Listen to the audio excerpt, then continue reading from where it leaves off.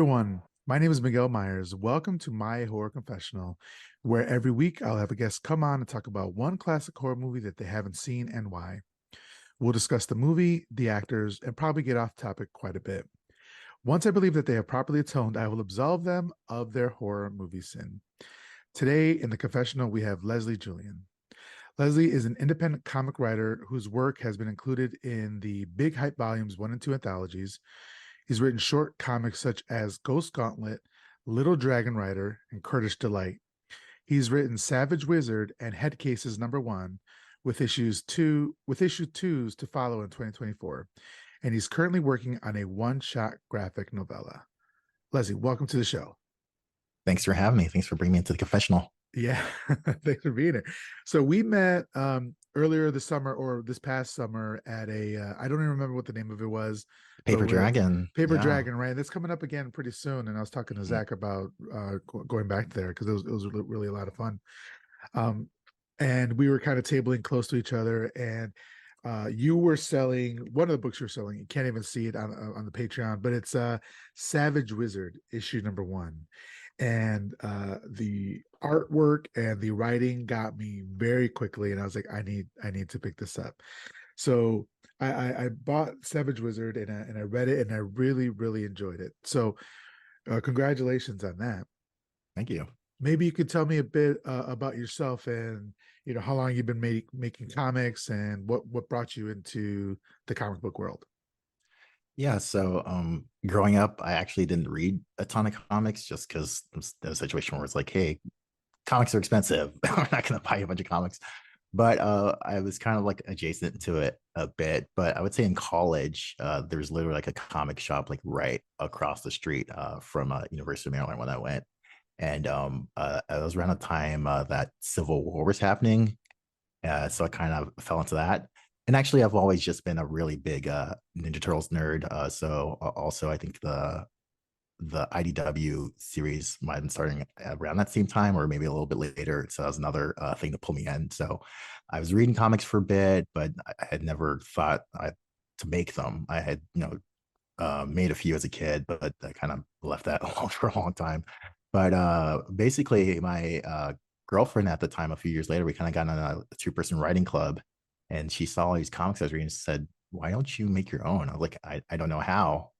And I said, what if I try to figure this out? And so I just kind of hopped online and looked at some resources and slowly started making comics. I started, 1-page comics and up to 2-page and 4-page. And then kind of jumping and skipping a few years later, I started doing a few like 8-page and 16-page short stories that were a lot of fun and people received them really well.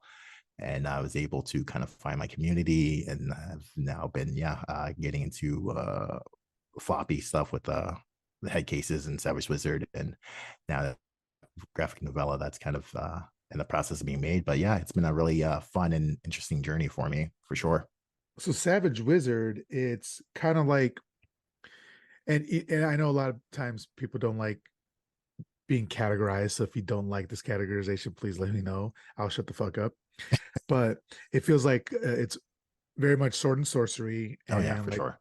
Conan, but you got like obviously wizards in there as well, and orcs. Love to fucking see the orcs, all that sort of stuff. Is that what you gravitated towards, or did you kind of like stumble into Sword and Sorcery, or is that something that you've always done? Because like when we first got on the call before we started recording, you said something about that your name being from a last D&D session. So so it sounds like you do D&D, which is Sword and Sorcery and stuff like that. Yes, that's a great question. Pretty much, I've always, the comics I write have been all over the place in terms of genre. I really hop, skip, and jump towards whatever I'm feeling at the moment. But my co-writer Doug actually, I would say, was a bit more into Sword and Sorcery. But I had this idea. There's something called Pitch Vimmer, where you're supposed to kind of write a quick log line, kind of based on the story. And so I had this random idea, is like, hey, what if someone like a Conan Barbarian had to learn magic? And so Doug approached me and we wanted to do a comp together. And when I kind of pitched that idea to him, he's like, oh my God, that sounds amazing. We have to do something with that. But actually, I didn't start getting into D&D until much more recently. I think after we started writing Okay. Savage Wizard, funny enough. So, but yeah, the Sword and Sorcery stuff, Doug, was definitely more inspired by that. But like I said, I kind of had a little kernel of the idea, and we really built on that and had a lot of fun with it. And I think for me, especially, I wanted to do something a little bit different. At least from what I have seen, I haven't seen a lot of Sword and Sorcery books with brown people as the protagonist. So I kind of want to upend stuff a little bit with my main characters and even the villains. Like it's a very let's say POC centric book. So I think we had kind of had fun upending like what you typically see in a Sword and Sorcery book. Yeah, and that's something I wanted to mention while reading this. I was like struck at how awesome it is to see black people and people of color, although it's black and white, but by the facial features and the hair, we can assume, Mm-hmm. and you, the writer, saying that they're black or brown. It's great to see that because one of my critiques of so Zach Chapman, our mutual friend, and Mm-hmm. I and another friend Andrew Hilbert, we had a long dead podcast called Books and Beer, where we would read books from a specific genre and then like try to match up a beer with the theme or whatever. Mm-hmm. And one episode we did Sword and Sorcery, and I was like, I don't find myself represented in it. I don't Right, really right. give a fuck about this. Like it's obviously not meant for me. Why would I read it? And obviously that's not the best attitude to have for stuff like that. But at this point I'm over 40. I'm like, I've been dealing with this shit, and I'm sure you've been dealing with it your whole life, where it's Mm-hmm. like, if they don't want me, I don't want them, that sort of thing. Right. So when I was reading Sword and Sorcery, it was kind of like with a chip on my shoulder. Mm-hmm. But even through that, I did still find some stuff that I really, really enjoyed about it. A lot of stuff like Dying Earth. I'm not sure if you've got into that No, I have to slide that my subgenre. way. No. Yeah, well, Dying Earth is the subgenre Okay. of it, and I forget the writer that Zach and Andrew ended up loving, but Michael Moorcock is somebody who I really loved in Sword and Sorcery with Elric. Okay. Elric of Melniboné. It was really good. But all that to say that I enjoyed really, really. I didn't realize how much I was going to enjoy seeing others, other people who look like you and me represented in the comics, and so that's just something that I really, really loved and appreciated about your voice and what you're writing. Thank you. Yeah. So you said you're working on a one shot graphic novella. Mm-hmm. Is there anything you can tell us about that? Yeah, the basic rundown is it's called Rogue Marketing, and it's about this guy. He's fresh out of college, and I think it's something a lot of millennial and Gen Z people can relate to. Is like there's this guy fresh out of college, and he's struggling to find a job, and it's really a story about what you're willing to do in order to survive, kind of. So this guy, he ends up working for supervillains as a marketer. He's marketing to supervillains. So it's really a story about morals, conscience, capitalism, and how we navigate those questions and the binds that we're forced into, unfortunately. So yeah, it's very early going. The script is done, but I'm reaching out with some artists right now to get that thing on board, and yeah, hopefully get the Kickstarter out late next year. That sounds really fucking interesting. Thank I you. really love that. I cannot wait to hear that. Or I'm Appreciate sorry, it. I cannot wait to read that. That's a story that's been percolating in my mind for a while. I actually had it was one of my first printed comics. I had like a really short, I want to say like 4 or 5 page version of it that's a lot more slapstick. And people are always like, "Oh man, Yes. I love this idea. It sounds really fun," but I didn't have more to do with it until a lot more recently. I really kind of took it from a different angle, and it's not like a super like serious story. It's still like there's some humor in there, but I think I just I've become a better writer, so I was able to kind of do it a little bit more justice with this more recent incarnation.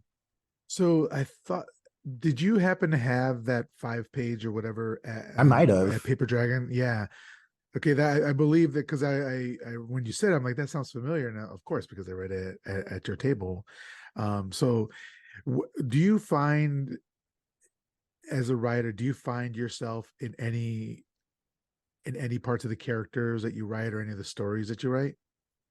I think there is some of me for sure in some of the characters in some scenarios. I would say, like I said, I wrote this original version of Rogue Marketing a while ago, so I think I was definitely feeling more like that character at that time. Maybe not completely, but I think there maybe was a little bit more of me in that character at that time. And so now with some time, it's not as close. But I think with every story I write, there's probably some bits and pieces of me for sure. And it's definitely inspired by life and the things I see and the things that interest me. So there's like maybe 10% here, 20% there for some stories. Cool. So I wanted to talk to you a bit about D&D.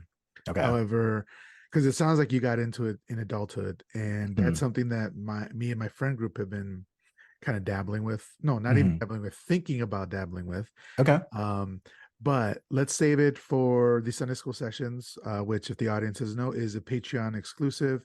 So if you want to support the show, you can go to patreon.com/myhorrorconfessional. And I released episodes every Sunday with the artists and writers that I talk to that you hear on the free show on Fridays. So Leslie, could you let me know what your history is with horror? Do you like it? Did you grow up with it? That sort of thing. So yeah, I would say I kind of grew up with horror. I'm 80s born, 90s raised. So I watched a lot of things I wasn't supposed to as a kid. Yeah. I saw Child's Play. I definitely saw was it Nightmare on Elm Street way too many times at my uncle's house. It actually gave me nightmares. I can't remember which one it was, but I definitely had to always look behind me in the shower because of one of those scenes. And yeah, lots of the Jason movies and stuff like that. So horror was around, but I never considered myself like a horror head necessarily. I just kind of watch what was around, whatever I could watch. So yeah, I was watching that. I was watching Are You Afraid of Dark? I was reading Goosebumps, So Yes. it's funny. There was a lot of horror around, but again, I never considered myself a horror person, but kind of, I would say more so in adulthood. I was like, yeah, I guess I do like horror. So I've been, I guess, getting more into it. And especially, I'm married. So my wife, she didn't for a longest time watch any horror, but slowly been getting her into it. So that's been also amping the amount of horror things I'm watching these days. So that's been a lot of fun, kind of seeing her getting into it some more as well. It's been a lot of fun.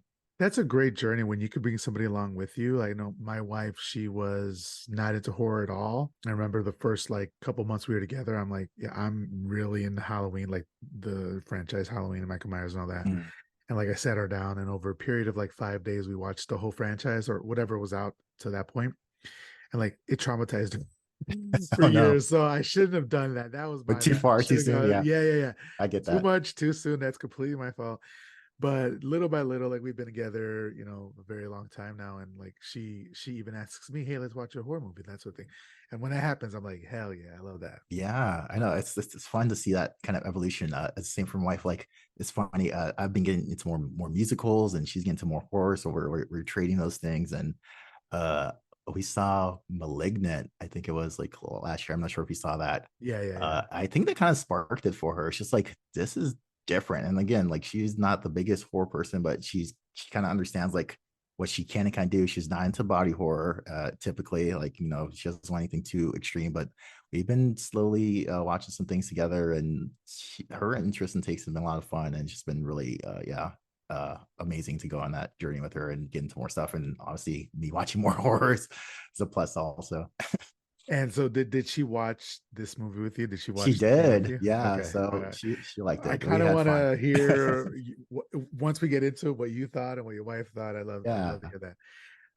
Okay, so um, before we get into it, can you please let everybody know how they could follow you, how they could support you, how they could pick up a copy of Savage Wizard, all that sort of stuff? Yeah, I am pretty much everywhere online at Less Right. So that's LESWRITE. If put down a search bar, you will find me. My website is lessright.com. I'm at Twitter, or I'm still gonna call it Twitter, Yeah. twitter.com/. Less Right. Instagram's the only place I'm a little weird. It's Instagram/less_right. Damn, whoever got my handle first. But pretty much every piece of social media you find, go to Less Right, because my name's Leslie, and I'm right, WRITE, you will find me. So yep, that's me online. Oh yeah. All right. So Les is here to confess to his sin, his horror sin, of never having watched The Thing from 1982. Is that correct? That is correct. Sad, So sad how truth. but that's the thing. Like, we're not here to gatekeep. We're not here to shame. Although we, give your hand, we'll slap a little bit. That's fine. We'll move on. Yeah. But how did this particular movie pass you by? So like I said, horror's kind of always been around, but even still, I watch just things so sporadically. There are definitely a lot of gaps in my horror, library, Hmm. so to say. So the thing I have known about it for a long time, but yeah, I just have never got around to watching it, unfortunately. It's a big Okay. shame. But yeah, I just slipped me by. And so when you kind of force this on me, and it's funny, another friend actually mentioned, like, what, you haven't seen that? Like, I was like, yeah, like, actually, it's I think it was either the same time as we were scheduled to do this, or maybe a little bit after. But I was like, the universe is telling me I need to watch a thing, so it Yeah. was perfect. Um, so what is your genre? I know you said that you've been kind of dabbling a bit more into horror Mhm. more recently, but like growing up, what is the genre that you found yourself gravitating to? Or did you even what were movies a thing that you even watched growing up? Yeah, I mean, for me, I would not say I was like a big movie buff. Like, I would just kind of consume whatever media was near. So I was definitely very much into video games Okay. growing up, like, Nintendo, PlayStation, all that stuff. I was very into Metal Gear Solid. Um, I think I'm pretty much just into whatever is interesting. I like stories that make me think, and like I kind of get sucked into the world, the universe, where it feels like alive. So I mean, for that reason, I do like a lot of horror, just because it makes you think, like, why is that thing like that? How did that happen? Like, those kind of things. Those are the kind of things I love. But I I like I said, I'm a fan of horror, but adventure stuff, like, I'm just all over the place, honestly, in terms of what I like, sci-fi, just whatever just is compelling, honestly. well, if you're a fan of like ambiguous endings and not knowing what the Mhm. hell happened, I think we're gonna have a good conversation with the Oh thing yeah. then. Oh yeah. Okay, so let's get into it. So, I got a bit about I'm just gonna go over like a little history of the thing, and then we'll get into talking about the movie. Sounds good. So, the thing it was written by Bill Lancaster from the novella by John W. Campbell. Obviously, this is a remake or a reinterpretation of an earlier film called The Thing from Another World that came out in the 50s. This movie was directed by John Carpenter, legendary John Carpenter, who I literally just I was within 5 feet of last weekend at Oh my the god. Halloween 45 convention. He's one of my idols. I think one of the American masters, but I am biased, of course. But this was right in between. So this was 82. So obviously, Halloween came out in 78, and he made a couple other movies. But then this movie, The Thing, was right smack dab in the middle of Escape from New York, which was also starring Kurt Russell, and then Christine, which is the Stephen King book. So this was right smack dab in the middle. I think like he was just on such a creative, like just the output of that Carpenter has had. Any director would love to have one of the movies that's in his oeuvre. And he's got Halloween, he's got Attack of Precinct 13, he's got The Thing, like we said, Escape from New York, Christine. Like The Thing and Halloween routinely are up there as one of the best horror movies ever made. And so I just love his work and what he does, and really happy to be talking about another Carpenter joint. Our mutual friend Zach, we were watching Escape from New York at my house a couple years ago, and all he did was keep complaining about the lighting, that the lighting was terrible. And everybody in the room was like, "What the fuck are you talking about?" And now it's just a running joke of like if we talk about a great movie, we're like, "Yeah, but the lighting is off" or something like that. But I think the lighting was perfect in this movie. What do you think? I thought the lighting was, yeah, it kind of took me back a little bit. I was feeling some, I don't know, maybe it's just me, but some noir vibes a little bit in some points, but the heavy emphasis on the eyes and like people's looks, I thought the lighting was great. It was the shadows were great, and the lighting was, when it was necessary, it was good. I thought the lighting was really fun, and just made you like it's kind of worked with that paranoia and suspicion of making you trying to see everything that was going on screen. Yeah, excellent. That's what I thought. I thought as well. So, directed by Carpenter, cinematography by Dean Cundy. For those who don't know, Dean Cundy is also legendary in the movie industry. He started off, or I'm not sure if he started off, but he did Halloween as well. He was a cinematographer on Halloween. He went on to do tons of other films, but just a couple of those was Jurassic Park and Apollo 13. So, and obviously, of course, The Thing. So he's legendary in his own right.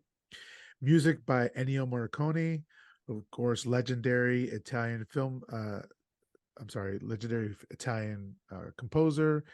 He did, of course, Fistful of Dollars, Untouchables, and then he actually ended up doing. He did The Hateful Eight, for which he won an Academy Award. So then, this was starring. There's absolutely no women in this film. There is one female voice in it, and that's the voice of the chess computer. Other than that, it's just dudes. It's just a big sausage party. And it's Kurt Russell as R.J. McCready. He's a helicopter pilot. We got Wilford Brimley, who has always looked old as fuck. He was 48 in this movie, and he looks about 78. And this is before the diabetes stuff. He's a senior biologist. We got T.K. Carter as Knowles. He was the cook. David Clinton as Palmer. He's the assistant mechanic. Keith motherfucking David as Childs, the chief mechanic. Keith David's is Keith David, I should say, legendary. Last time we saw him was in Nope, and he was dealing with some pocket change that went awry. If you have you seen Nope? Yes, I have. Like, Okay, great movie. I loved it. yeah.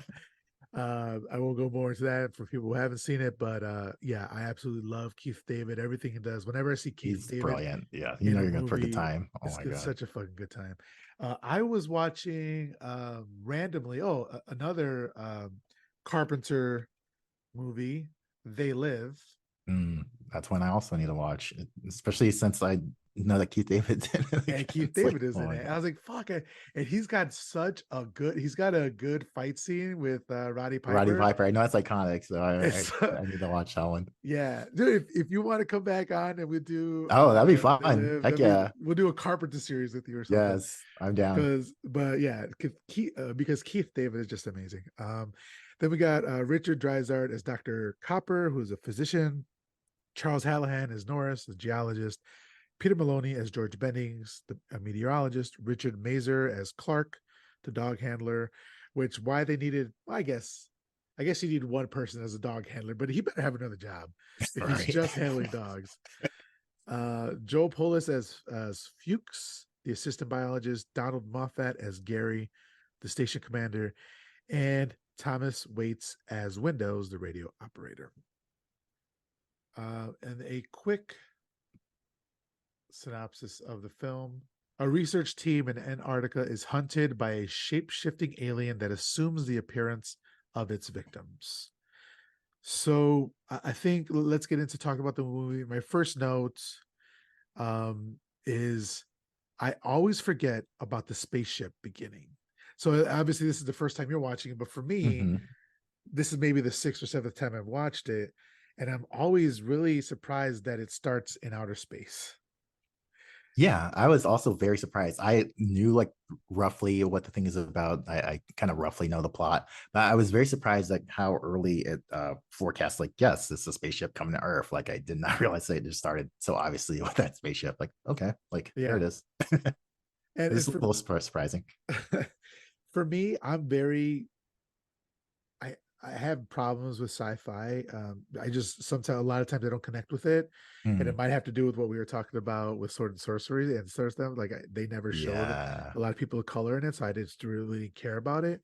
And so hard sci-fi, I have trouble getting into, or even if it's like other horror movies that are horror sci-fi, Mm, I don't really get into. But for some reason, and it's the story, it's the acting, it's the lighting, it's everything about the thing because it's it's hard. I think it's like, well, I don't know if it's hard sci-fi, but it's definitely sci-fi horror. mhm. And I really, really like it. So that's one of the things that always surprises me. Like I said, with the alien ending, or I'm sorry, the alien beginning is, that it reminds me that it's sci-fi. I'm like, oh yeah, that's right, it's sci-fi. So and then we see the sign Antarctica 1982. Oh, one thing I wanted to say real quick though is we see the spaceship and then it goes into Earth, and I believe we see we see maybe a spark Something on like Earth, that. yeah, Yeah. to represent a crash landing sort of thing. And then we see the thing come up on the title card of it, and it comes up very slowly, spreading across Oh, the it's screen. great. It's And I freaking thought, oh iconic. yeah, I thought, I was like, oh, I see what you're doing there. I like that. Yeah. Then we get the title or the card. It says Antarctica 1982, and then we get this kind of scene where there are some people in a helicopter and they're chasing after this good boy, this poor puppy. As far as we Yeah. know, he's just a puppy, and what's funny? So I very recently got on. I am now on the Ghoulish podcast network by my friend Mhm. Max Booth, who runs Ghoulish Publishing, and he made me a suggestion to when I put in the show notes any triggers, and the website he Uh, has me linking to is Did the Dog Die? And I just realized if I do this for this episode, yes, oh yeah. spoiler There's gonna be some note, triggers. spoiler, the dogs died. Yeah, Many, many, many. This is probably the movie with sadly. the most amount of dogs dying. I'm like, Yeah, it's a lot. this the and like the body count for the dogs is high, unfortunately. do all dogs go to heaven? That's like they're like neck and neck. It gotta be. But so these guys who we find out they're Norwegians, they're in a helicopter and they're following after this dog, and they're shooting. One of the dude is leaning out with a sniper rifle, trying to hit the dog. Terrible shots, terrible, terrible. Horrible shot. Oh my gosh. It's At like this point, like put away the sniper rifle and just let loose with a fully auto or something, like right. because that sniper training that you took, it's not hitting, it's not doing what you think it's doing. That does not. Yeah. And then so, but what did you think? Because man's best friend, that sort of thing. Mhm. What did you think when you saw? I think that's what they were going for, was this shock of seeing humans try to kill a Yeah. dog. What did you think when you saw that? So initial thoughts, like just watching, it's like, yeah, like there's this guy hunting. He's a horrible hunter. That's my first thought. I was like, yeah, what goes on Antarctica? Like this guy's just a horrible hunter. Like, and it just feels like so obnoxious because he's got a helicopter. It's like, okay, like this is what they do. They take helicopters and they, go after just these poor animals that Oh, are for sport. defenseless. You thought you Yeah, I said thought so. I thought it was for sport. okay. Watching it the first time, I did not understand quite what's happening, but I just thought this guy's a jerk and he's going after this wolf for sport because he wants to, yeah, take a wolf head back home or something. So Okay. obviously, you find out it's a little something different. But yeah, my first watch was like, oh my god. Yeah. So then we were inside the American base, and we meet our hero, McCready, and he's playing chess wizard on this old ass computer. Mhm. And he's like going back and forth, and then he makes a move and the computer makes a move, and it says basically checkmate, checkmate, checkmate. Yeah, And then he opens up the port and drops his bottle, his drink in there, scotch on the rocks, and is like just like cheating, bitch. yeah. And then that's the last woman we hear from. That's the last one you hear Yeah, from. yeah, Yeah, he does not take losing too well, as you can see. He takes that frustration. He takes it kind of hard. yeah. Especially because we hear later on that they have to wait till spring for a Mhm. rescue team to come, and so you're Yeah. still in the beginning of winter. Like, what are you doing, dude? Like, you have no other. Right. It's not like you can Entertainment. run Right. You out. just took out one form of entertainment right there. Like Yeah, and then so he's playing chess, which is really funny because within the last 6 months, my group of friends has gotten into playing chess I've seen with each Zach other. with the chess stuff. Yeah, and it's like consumed chat, and it's. I used to play chess a little. I taught myself, and what I mean is by taught myself, all I knew was what each position, no, what each character, no, which each piece moved, like the Mhm. places it can move. That's about it. But then I never came back to it. So now, like, kind of learning it as I'm older is really, really fun. Have you played chess before, or do you play chess? Yeah, I've played some chess. I wouldn't say I'm great, but I can play some chess here and there. My brother-in-law, he's super into it. He knows the openings and all that. And like, no, I'm just impulsive. I do what I want, you know. All right, we might need to see if you're on chess.com, maybe we can swap user IDs Yeah, because that I'm sounds always down fun. to We play can with do that a little somebody. later. Yeah, Yeah. yeah, yeah. So when I saw this, I was like, I wanted to pause and figure out the moves to see like what Yeah, that's a good opening he did and all that question. sort of stuff. But like I said, well, I was talking to you before we started recording, and I was running out of time watching this movie and taking notes. So I was like, "There's no time. I'll come back for it later." So funny enough, I actually watched twice. I watched it last night, and then I was like, just in case I didn't have enough notes, I watched it again this morning. So same as you, I watched it again. I didn't note his moves, but that's funny. Yeah. Um, well, I love that you liked it enough, at least where Oh you're yeah, it okay was watching it great. twice. All Yeah, right. it was great. So, and then he's like, we see that he had a bottle of J&B, and then he does that thing to the chess computer, and he walks outside because he hears the helicopter and like all the commotion outside, and he's just fisting. He just brought the bottle Yeah, of J&B and like his sunglasses, and he looks so cool. Like he looks he so looks cool. cool, but like divorced dad chic, like Hmm. because He's like later on he he doesn't puts care. yeah, he doesn't give a fuck. But later on he puts on that stupid fucking hat.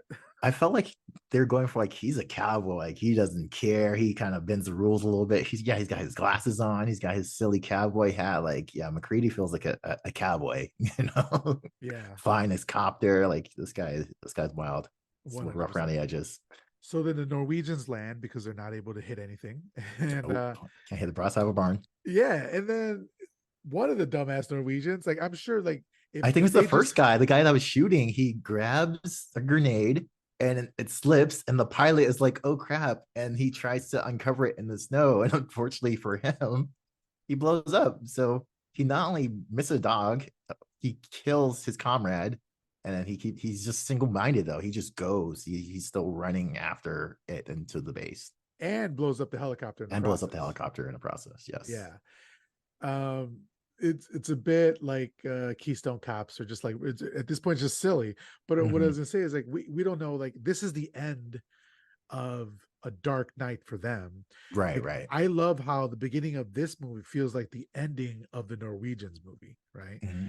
Because they've just gone through a couple days of like basically who's the whack-a-mole, trying to find out who the alien is in their camp, and Yeah. now very They very figured soon it we're going to out and find they're out. pursuing. Yeah. And yeah, you're right. It is so interesting. Like they are single minded in their pursuit because they know, okay, this is it. This is hopefully maybe the last thing, the last alien, and they're going to this base. And like I said, that's the end of their movie, and then the start of this one. Yeah, and so we see the one Norwegian that's still remaining. He tries to shoot the dog, and because, like you said, he can't hit the broadside of a barn, hits somebody else instead in the leg and grazes them.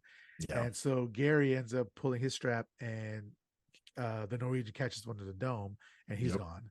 Yep. And so now the dog is just alive.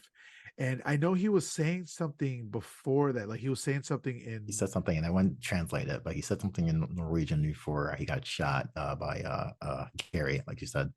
yeah. Did you say you wanted to translate, or you did translate? No, I always watch anything with subs, and Yeah, yeah, unfortunately yeah. they didn't translate it. They just said speaking foreign language. Like you Yeah, could translate that, but so I looked it up, you and did. it Okay, says, nice. "Get the hell out of there! That's not a dog. It's some sort of thing. It's imitating a dog. It isn't real. Get away, you Wow. idiots!" Okay, so they bothered to actually write some Yeah, saying something in Norwegian. This guy doesn't know a lick of English, unfortunately, and that doesn't help them. didn't help at all, right? Just be like, "No, no, doggo," or something, like just Right. help us out here. Don't Oh shoot my one of god. our men in the On the leg, man. leg. Yeah. Yeah. Wow, that's great. Yeah, you went and found the translation for that. Oh my gosh. Yeah. Wow. So, my question to you is: do you think that the dog knew that the Americans, the dog slash it, or the dog slash thing, Mhm. knew that the American camp was that way and was headed that way? Like, did it have enough awareness, or did it randomly stumble upon it? So yeah, I was confused or interested to wonder if so I believe his name is, oh gosh, what was his name again? The dog guy. Oh, that is Okay, Clark.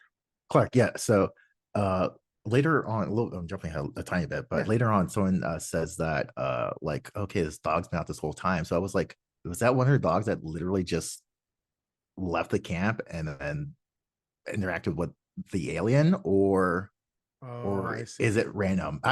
More likely not. That seems unlikely just because that's a pretty far while for it to go.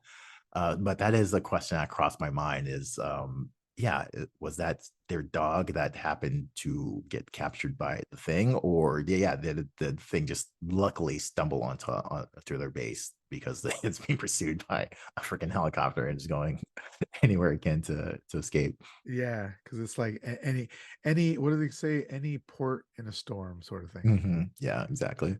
So yeah, that's interesting. So next we see that the doc is stitching up the wound, and they're kind of like trying to figure out what the fuck happened. They say, it might have been cabin fever. And they're like, cabin fever, come on.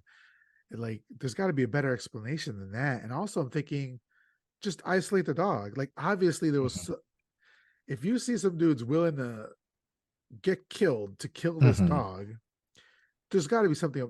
Maybe you don't need to. Maybe you don't want to kill the dog immediately. I completely understand that, but Mhm. isolate the dog immediately, right? But like you just said, I think I blame Clark for that because he Yeah, is the dog handler, and he should have locked them up. He should have right. locked him up. Yeah, so that's another confusing thing. Yeah, exactly. Like he didn't lock up the dog. So if it wasn't your dog, why are you so cool with this random dog? Like, wouldn't you be like, yeah, like does that have rabies? Like, what's the deal? Like, there's just no investigation on that side of things. So yeah, Clark, he definitely fumbled things a bit there. Yeah. And then I did notice this is they're at Outpost 31. And I'm not Hmm. sure if you're a big board game dude, but a couple years back, Mondo released a board game of the thing called Outpost 31. Oh, nice. And it was a lot of fun. It was basically like it was like a little bit like Werewolf Hmm. or like Secret Hitler if you've played that. Like it's kind of like that. It was very intense, but fun. It just reminded me when I see Outpost 31, I was like, oh yeah, that's right, that board game. Yeah, it's funny.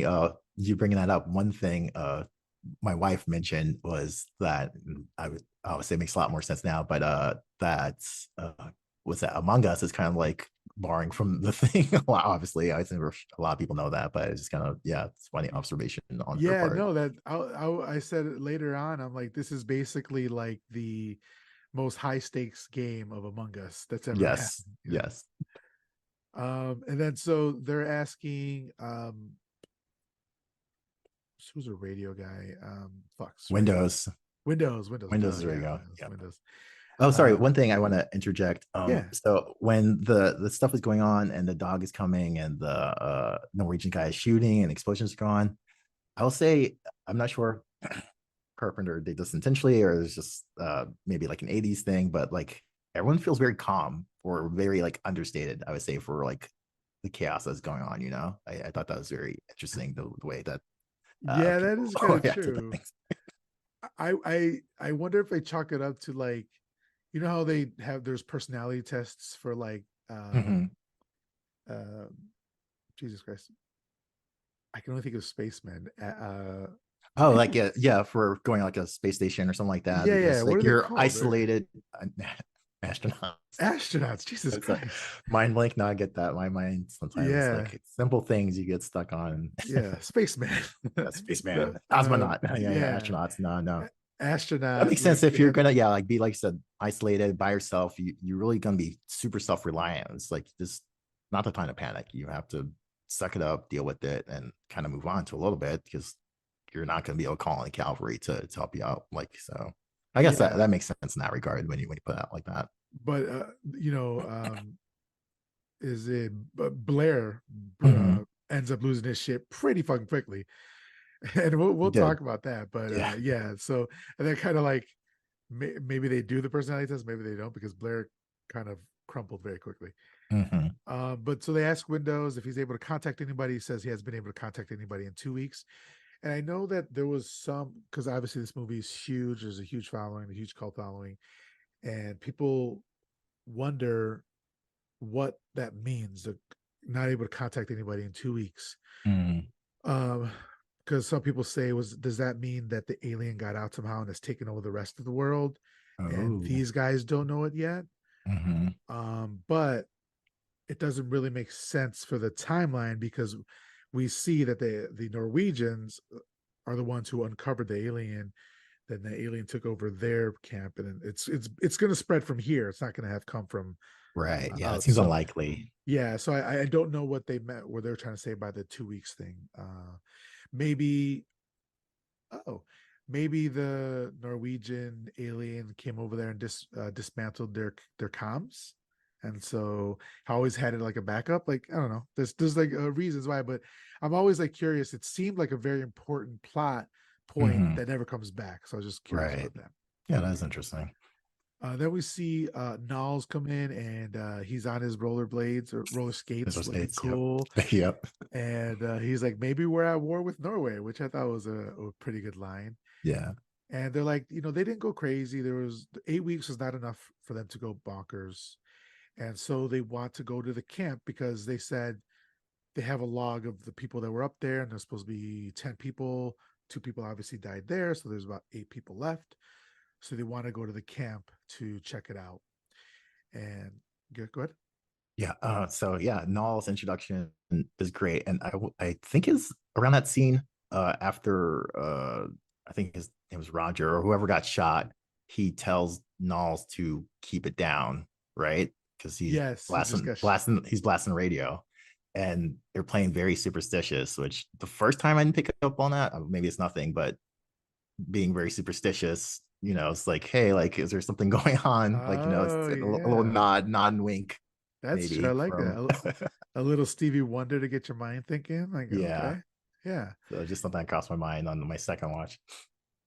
What's funny is that they filmed the movie with superstitious or very superstitious as that song, but then Mhm. they didn't have the rights to it when it came time to like VHS. So the VHS, if you watch this movie or own it, when it was first released, it has a different song on there, and I didn't find what Oh, song it was.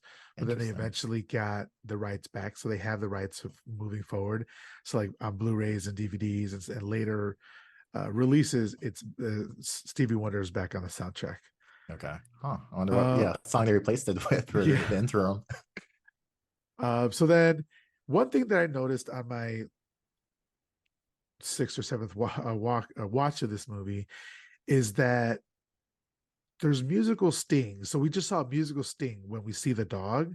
Mm. And then throughout the movie, they'll do close-ups of not when they do close-ups, they do the musical sting, but it's not of everybody. Hmm. And so, and one of the theories is that when they do a close-up at a musical sting, that is your cue and a clue that that person is an alien or Yeah. it's an alien, right? We could say, yeah, it's an alien. Yeah, we can say that. Yeah. Yeah. So then we see McCready again, the jacket, the beard, the sunglasses, the stupid fucking hat. I say again, love the look. Um, and then that's where he says, I'm trying to get some sleep. I was shot today, like you said, which is a great line. And then he does not, Niles does Nope. not put the music down. He's like, yep, got you. Just touches the radio, doesn't put it on. I Yeah. was like, I love it. Yes. He's like, I got a job to do and I'm fucking doing it. Leave me the fuck alone. Then we see this scene of the dog stalking the hallway, and it's Hmm. so fucking good. Like Yes. That he dog was acting great. yes, and they said that that it only took like 4 or 5 takes, Wow. and they love the fact that the dog did not look at any of the people behind the camera and did not look Hmm. at the camera itself. It was just like it wasn't even there, which really elevated the scene a lot, right? You could really feel that in that moment. That was great. That was a great moment. So it's a really nice composition, a shot composition of a long hallway. And the dog comes in from the background, comes in Hmm. from the background, and then is about to go into like the middle area into a door, but Yeah. then notices something else and comes us towards us and then veers to the right of the camera. And then the camera pans and we see a shadow in there, a shadow of a Yeah. man. And then that's why the dog chose to go in there. And Carpenter, when he was directing it, chose not to have the shadow of any of his actors in there because he didn't want anybody to be recognizable. So I that's a was trying to figure completely out the whole time. different Okay. other person. Like whose shadow is that? Yeah, exactly. You can't I don't tell. recognize that hair. Like I was really trying to figure it out. Okay. I feel better But about that. it's the little things like that though that lead to like this sense of Mhm. suspicion to everybody because you don't know who it is. Another great thing, especially in those earlier scenes when they're talking about Norway attacking and the Norwegians and stuff, and they're saying they keep calling the Swedes. I'm like, no, they're Norwegians. I just thought that was, again, maybe a subtle thing, maybe it doesn't mean anything, but kind of like the confusion again, tying into the theme, of like confusing Sweden and Norway, and then later on when we're confusing what's human and what's the thing Oh, I like is. that. You can't, it's kind of like what McCready is saying here. I'm not saying it, but what McCready is saying is like he can't tell the difference between Swedes and Norwegians. Right, And I'm right. sure if a Swede or a Norwegian is listening, they're like, "How dare you?" And I'm not saying it. McCready is saying it. I Yes. have a lot of Swedish and Norwegian fans. I'm just not trying to draw up any drama. Nobody's ever listened from Sweden or Norway, but yeah, I love what you're saying. Like he can't tell the difference, and then very soon they're not going to be able to tell the difference between humans and other humans. That's a really good point. I think definitely that's what they're trying to do. So they're at the camp and the old camp, the The Swedish camp or Norwegian the camp. Norwegian camp. God damn it, Norwegian You camp. did it. I did it. I did it. I've canceled. And we see that there's an axe stuck in a door, which I'm like, that's a bad sign. Right That's away, not a good sign. No, no, they no. should You not don't want that. continue. They But they should press call, on. yeah, call in the authorities, let them handle it. We're researchers. None of these guys went out there to do. You can see the way McCready was acting. Like he was there to get drunk. Later on, Yes. we see them smoking up. Like they're not there to do anything but research. This Right. fell into They're their not lap. soldiers. They're, yeah, it's Exactly. so true. Yeah. But I love the fact that they packed flamethrowers, which makes Yes. sense, I guess, in the context of being like in frozen tundra. They're gonna need to melt something very quickly. Hmm. But still, I love the fact that they had Yeah. flamethrowers. And so they carry on. They go into one of the rooms and they find this man who's in a chair. And do you remember this? Do you remember what happened? Yes, that was a great scene. So, from what I could tell, I'm not sure, but his wrists were cut and his neck was cut open. And so I'm assuming suicide, but maybe someone could have attacked him because that neck wound looked really bad. But the visuals of the frozen blood was like, oh my gosh, like I'm into this movie. That scene was like, okay, this movie's gonna be good. Yes, Because yeah. I feel like I've never seen anything like that. Yeah, that frozen corpse and the frozen blood was like, wow, this is great. Well, this is a great time to mention that the makeup, the special effects, the practical effects were done Mhm. by Oh my Rob god. Bottin and his team. And Rob Bottin is legendary in the industry. He's done so much work in some of your favorite movies. He's done RoboCop, Total Recall, Seven, obviously The Thing. He did Legend, The Witches of Eastwick, all that sort of stuff. So he's a legend, and you can tell that here. What a great job they did. But what you're saying, I noticed the slit wrists right away, the blood frozen coming out of his veins, and he was holding a straight razor in his hand. So I was like, oh yeah, great fucking visual. He killed himself. But Mhm. then when they panned up and they see that his fucking throat was slashed as well, I was like, Mhm. holy shit. I can't imagine wanting to kill yourself so bad that you not only you do your wrist but also your throat. Right. It's horrific. It's terrible, but also fucking amazing. Yeah. That was incredible. That was an incredible shot and reveal, and just like wow, like you're clearly stepping into something that's not good if Yeah. you see someone like that. So then they go check out some of the other rooms and they find this huge block of ice with something missing from the middle, but basically look like it's been thawed out. And for me, if the axe wasn't time to go and the dude who slit his own throat and wrists wasn't time to go, it's time to go now. Because obviously something went wrong that wasn't meant to happen, and there's nothing we can do. We are researchers. Let's get the hell out of here. But they go outside, and on the ground, there's charred remains of something. It's indistinguishable what it is. Human-ish. Yeah, Yeah, it's looking rough. humanoid figure. And McCready's like, get me a shovel. And I'm thinking, shovel? Leave it alone. Why? Yeah.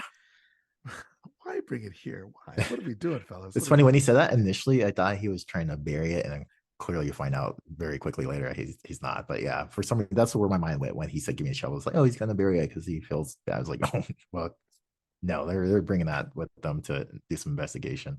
I thought the same thing when I was like, this is a frozen tundra. You Yeah, it's like can't, that's true. You're not you're gonna gonna be get shoveling nowhere. anything. Yeah. They take the body with them, they fly back home, and the dog is waiting or is looking out the window as they come home.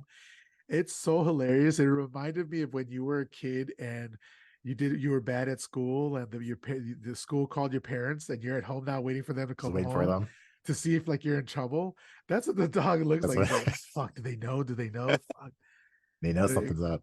yeah, it cracked me up. So they bring the corpse, they put it on the table. Everybody is like reacting to the smell. I'm sure it smells absolutely terrible.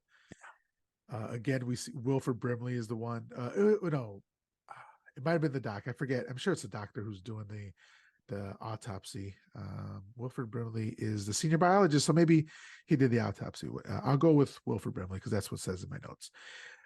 They do an autopsy, and then we start to see small shots of the actual thing. It has two heads and multiple arms. Looks fantastic. What did you think when you saw this? Oh, it was awful. It was so great. Like they had that two-faced head and just like that blob. Oh, yeah, just the organs coming out. It again, the practical effects were incredible. It was ugly. It felt real. It felt yeah, it felt really interesting to see it again, like a little bit more what we're getting into. And yeah, that was a gnarly scene.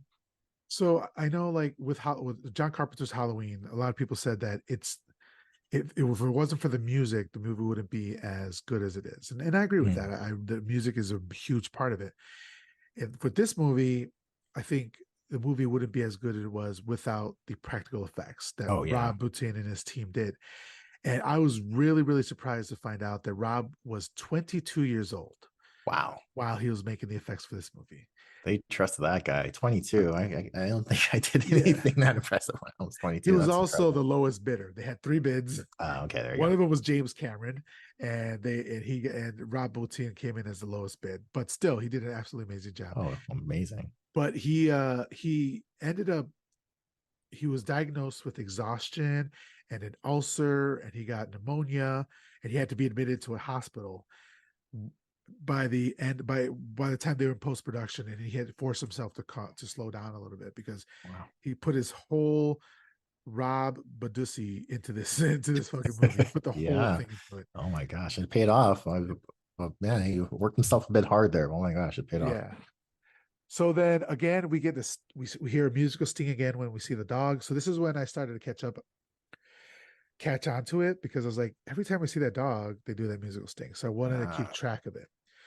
So then, Windows still you can't reach anybody. They're doing the autopsy. It's disgusting, but they say that there's normal insides. Everything you would expect to see in a human is normal. mhm. Then we go to Childs, and I forget who he's smoking with, He's but smoking with oh, yeah, what's his name again? Isn't it's not Norris, is it? the geol it might have been Norris, yeah. But they're smoking in there, and I'm thinking these dudes just thought they were gonna have like a year to chill, relax, Yep. and that was not Not the quite. case. Yeah, Unfortunately for them. yeah. And so this is where finally they tell Clark to put the dog with the other dogs, which turned out to be a huge mistake. Yeah, big mistake, Because unfortunately. I know I said isolate them, but I didn't mean isolate them with other organisms, like living organisms. They So didn't know. yeah, and then the dog walks in, and the other dogs, you know, no matter how well trained other dogs are, I've never seen dogs like this where will just stay exactly where they are, not go up to a dog to smell it or even bark Mhm. at it immediately or to be friendly or anything like that. These dogs all stayed where they were. They're like, you're cool right there, bro. Don't take another step, sort of thing. And I thought that that was really really interesting that you know other animals besides humans are more perceptive. They're less willing to like they trust their gut instinct. These animals are like something's wrong here. Actually, I had a different interpretation. Really? So Okay. yeah, so it comes in and it's fine. All the dogs, they're all like laying down, like they're sleeping. So they're all laying down, and like when he comes in, they don't immediately react. It isn't until he starts breathing. I thought it was like when he starts shedding is when they start to react. So I thought Okay, I that can was see really that. interesting because for me, it felt like it's so good at mimicking life, like even the dogs. Because I was like, oh my gosh, I thought the dogs would immediately pick up on something, but no, like I felt it's so good at imitating other life forms, like even the dogs didn't realize the difference. So that's what I perceived Okay, that to I see be. that.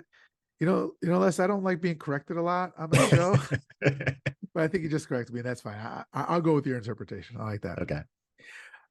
So yeah, like you said, the dog starts growling, and it like sheds its skin, and it opens up. Amazing fucking shot of like Oh the my god, that tongue was and the nuts.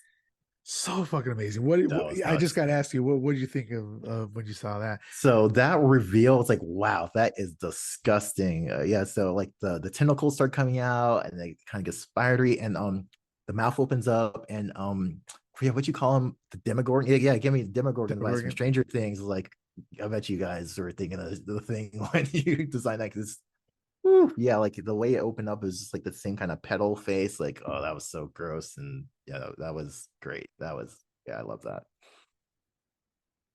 Yeah, I thought. I mean, I sound like an old man on my box all the time, but practical effects, like I know that didn't actually happen, but I see all the Mhm. work that went into it, and it's so impressive. And if that was CGI, I'd be like, okay, I'm sure they can make it look good or whatever. But like, yeah, I just love the practical effects that we're seeing in here. And this dog was actually created by Stan Winston. If you know Stan Winston, he's also a huge name in makeup and practical effects. He was older. By around this time, he was like in his 40s or 50s, whatever, and he was a veteran. And Rob Bottin knew that he wasn't going to have time to make all of the effects, and he had just come off of a movie where he had just come off of The Howling, and so he's like, I don't want to do any more dogs. I'm fucking sick of dogs. So he reached out and he contracted that out to Stan Winston, and looks just fucking That was a amazing. good move. Yeah, Yeah. really good move. And the dogs are like, "Hey, yo, come get your man's." Like that's what they're like, barking, They're all that barking, shit. going nuts. The one dog is trying to rip out the fence. That was great. That was so good. Like they're like, Yeah, we need to get the hell out of here. I always felt so bad for those dogs. Like, oh, this is not good. This is and how, awful. how do they train a dog to try to bite his way through a fence? Like, I don't know, man. It If they put was. some gravy on it or something, Oh that was yeah, yeah. That's cool. That's cool. All right, that's two times you've corrected me, Leslie. That's I don't know. No, that was wild speculation. The other one, that's probably yeah. right. But the last one, I don't freaking know. All right, so then we hear. So Mac heard the dogs going crazy, Mhm. and then he smashes that fire alarm. Instantly, no hesitation. Boom. Yes, okay, but my question is, he doesn't know what we know. For all No. he knows is that the dogs are barking. Yeah. So why is he reacting like that? I feel That's like it's a yeah. bit of an overreaction on his part based on what he knows. Agreed. Yeah. I don't understand what would necessarily facilitate that reaction from him necessarily. He doesn't vocalize anything, like, so we don't know necessarily what he's thinking. But yeah, for me, that was a little bit of like, huh, like why are you jumping to 11 already Right. with the pulling the fire alarm? Well, he is also drunk as a motherfucker, so it's like Could be that.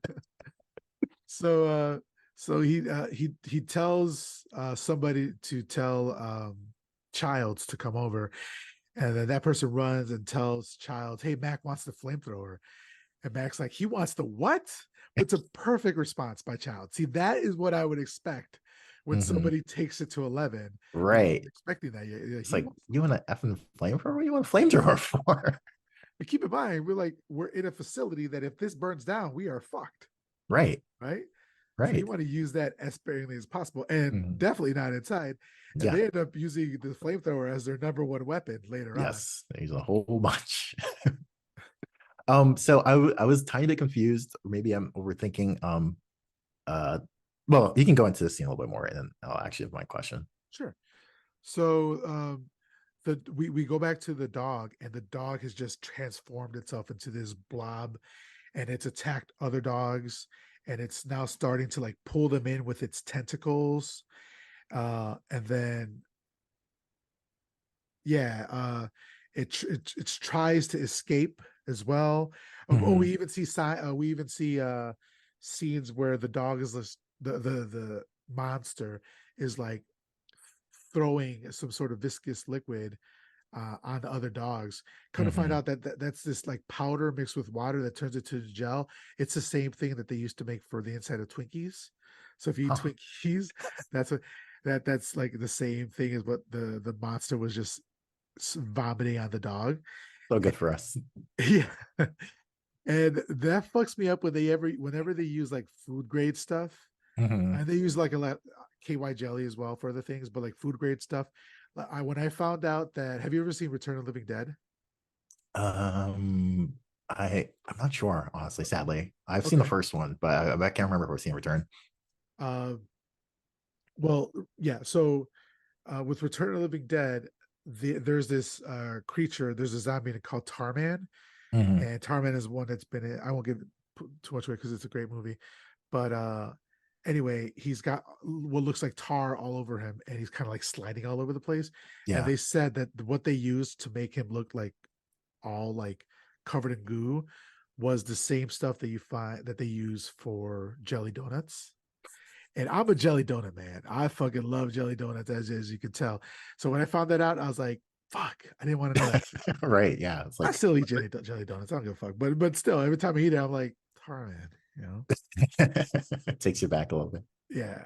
So you said you had something for the scene. Yeah. So again, maybe I was overthinking things, but you said he was trying to escape, and there's a moment where like it kind of goes up towards the ceiling, like it's like getting pulled up, and I wasn't sure like if it got separated, like if something actually did escape, or if I was just again overthinking that, and it's part of its body, but not the entire thing that escaped through the ceiling while it is transforming. I thought the same thing because at one Okay. point I was like, "Oh shit, it's about to escape and it's going to be in the ducks or whatever." Mhm. But I don't think it ended up escaping. Okay. Okay. Just Yeah, wanted to make but sure of that. I was like, I didn't think so, but then I was like, yeah, like what's quite going on there? Like it's your first exposure to the monster, so there's a lot going on, and it's amazing and it's crazy. And so I wasn't sure, yeah, if that was it's separating or if no, it's still transforming. And yeah, but they flame the crap out of it, and like, okay, I guess it's good. They yeah. got taken care of. Well, for me, I was like, he didn't hit it enough. Like later on in the movie, McCready's like he burns one of them and they're ready with there right there with the fire extinguisher. So he's like, no, hold on, give it some more time. That's what I Mhm. was thinking. I was like, let's give it maybe a minute or so. Yeah, yeah. Maybe we hit the highest flame, so like that stuff doesn't burn the ceiling or whatever. But let's let it marinate a little bit. Let's let it be on in the barbecue for a little bit longer or something. Yeah. Yeah. Clearly we see later that they make some mistakes with their judgment. So yeah, I think they definitely could have hit that thing a little bit longer. Yeah. And then so basically the doctor's looking at it and he says that it imitates other life forms perfectly. And that basically they got to it before it had time to finish its final form, sort of thing. Yeah, I love that inclusion there. And that was very helpful for me too when the doc said that line, because I was like, why did it wait? Like, why didn't it take someone out and transform her? Right? And you find out like, oh, it has to be around like forms in order to do its transformation. Yeah. And so that's where they find out that the dog was roaming freely. And so literally anybody could be it right now. Anybody could be the thing. And so the doc asks Clark. Well, so when we say doc, they call him Doc, and then it's also There's two doctors, so it's a little confusing yeah, for but I think it's but it yeah, was what's his name? Blair, right? I think it was Blair. Yeah. Yeah. So Blair asks him how asks Clark how long he was alone with him, and he's like, oh, an hour and a half, an hour and a half, something like that. So he starts eyeing him suspiciously, which continues on throughout the movie. He starts like throwing shade at him, telling Hmm. others not to trust Hmm. Clark, and then those others tell others not to trust Clark. And so like Clark had it in Like Clark was fucked from the very beginning. Clark was fucked. Yeah. Um, so then they start looking at the videos of the Norwegians, trying to figure out what happened. Because they picked it up when they went to the Norwegians base. They picked up a bunch of paperwork and videos and stuff like that, and they see them digging something up and blowing charges somewhere. So they're like, "Oh, where the fuck was that?" They need to go find it out. So they find the location on the map.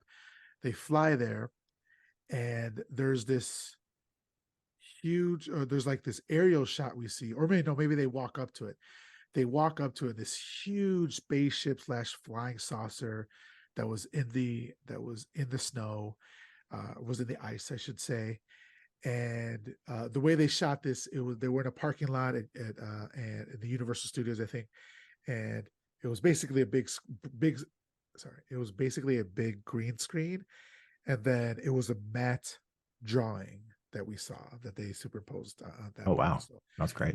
yeah, so that's how they did that, and um, kind of talking, and then they go down into the spaceship or into the area of the spaceship, and they're talking. They're like, it could be at least 100,000 years old, and so we know that that first scene we saw at the beginning of the movie happened 100,000 years ago, which Mhm. was crazy. I was like, Yeah. oh shit, this didn't happen Yeah, like it's a couple days yesterday. ago. No, 100,000 years, which is yeah, it's just nuts. I really like that. It really expands the world in which this story takes place. You're like, oh fuck, aliens have been visiting us for hundreds of thousands of years. This is just one alien that happened to crash land. What about all the aliens that didn't crash land, stuff like that, right? Yeah. And it's funny that the Alien franchise kind of goes into this a bit. If you've seen, have you seen any of the Alien movies, like the Mhm. franchise? Yeah. So you'll see in the later movies like Prometheus, you'll see the evolution of what we came to know as like xenomorphs. Like Mhm. started off, well, spoiler alert for everybody who hasn't seen it, like it started off as a human-like form, and then through mutations and evolutions and all that sort of stuff, it came to look like the xenomorph. That's my recollection anyway. That's kind of what is going on here. Like the Mhm. that's how this monster like evolves. It's by taking on other organisms and stuff like that. And so who knows? It's like if I was a fucking if I smoked weed or something like that, I'd be like my mind blown right now or something like that. But if one alien could come to Earth, who's to say that other aliens that come to Earth millions of years before in our evolution, it kind of jump started the human race or something like that. It's just it Mhm. expands the universe of the story so much just by saying that this spaceship is 100,000 years old. I really, really enjoyed that part. Yeah, for sure. So next they climb up out of where the spaceship was and they find, or no, I'm sorry, they don't climb up out of it.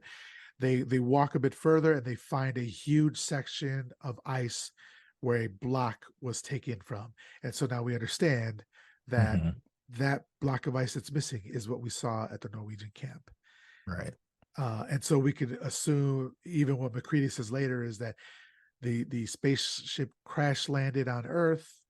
The pilot survived and was able to crawl a bit away from the spaceship, but passes out and then was just or died there and was entombed in ice for 100,000 years. So, but Childs isn't buying any of this voodoo bullshit. Yeah, he calls it voodoo bullshit. It's so He's not. funny.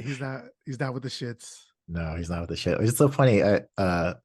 They never use, at least to my recollection, never use the word alien throughout Yeah, the I don't think movie. so. They're always referred to as a thing or voodoo bullshit, but it's not an alien, even though they clearly saw that spaceship, and they do say the word spaceship, but yeah, they never refer to it as an alien. Yeah, and I think that's kind of a smart choice because when people hear aliens, they're like, okay, they check. Like me, I know Yeah. I tend to check out because you're like, Mhm. aliens aren't real, or at least we thought they weren't real Right. until the government started just dropping facts that like, oh yeah, aliens are real. um, but yeah, I think it was a pretty smart choice on their part. But I know that they were trying to take advantage of uh, Alien coming out and then Mm. ET also coming out. I think in the same year it came out of that. So I think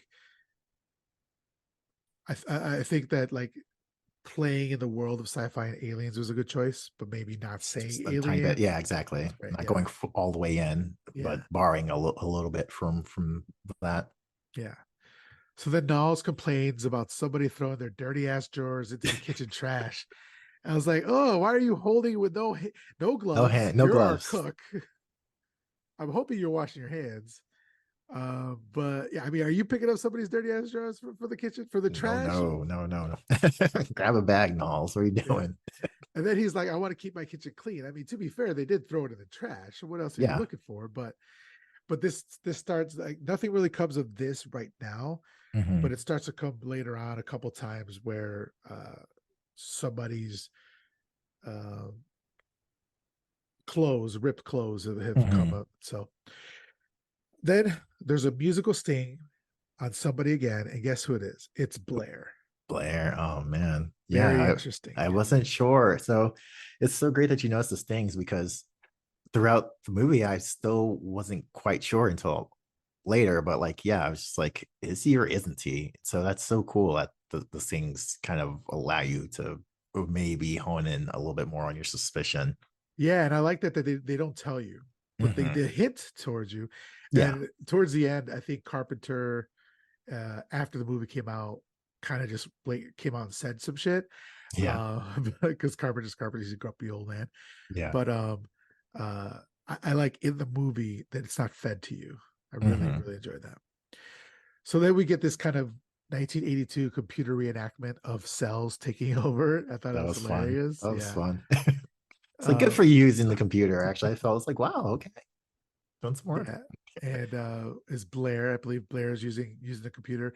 So Hmm. he's like a doctor and also like a computer programmer because like Yeah. what he just happened to have a program that would tell like how quickly cells would take over and how quickly it would Yeah, just probability of team infection, yeah 75%, probably taking over the civilized world, less than 27,000 hours of initial contact. It's like, man, like you got some good software over there, some good programming.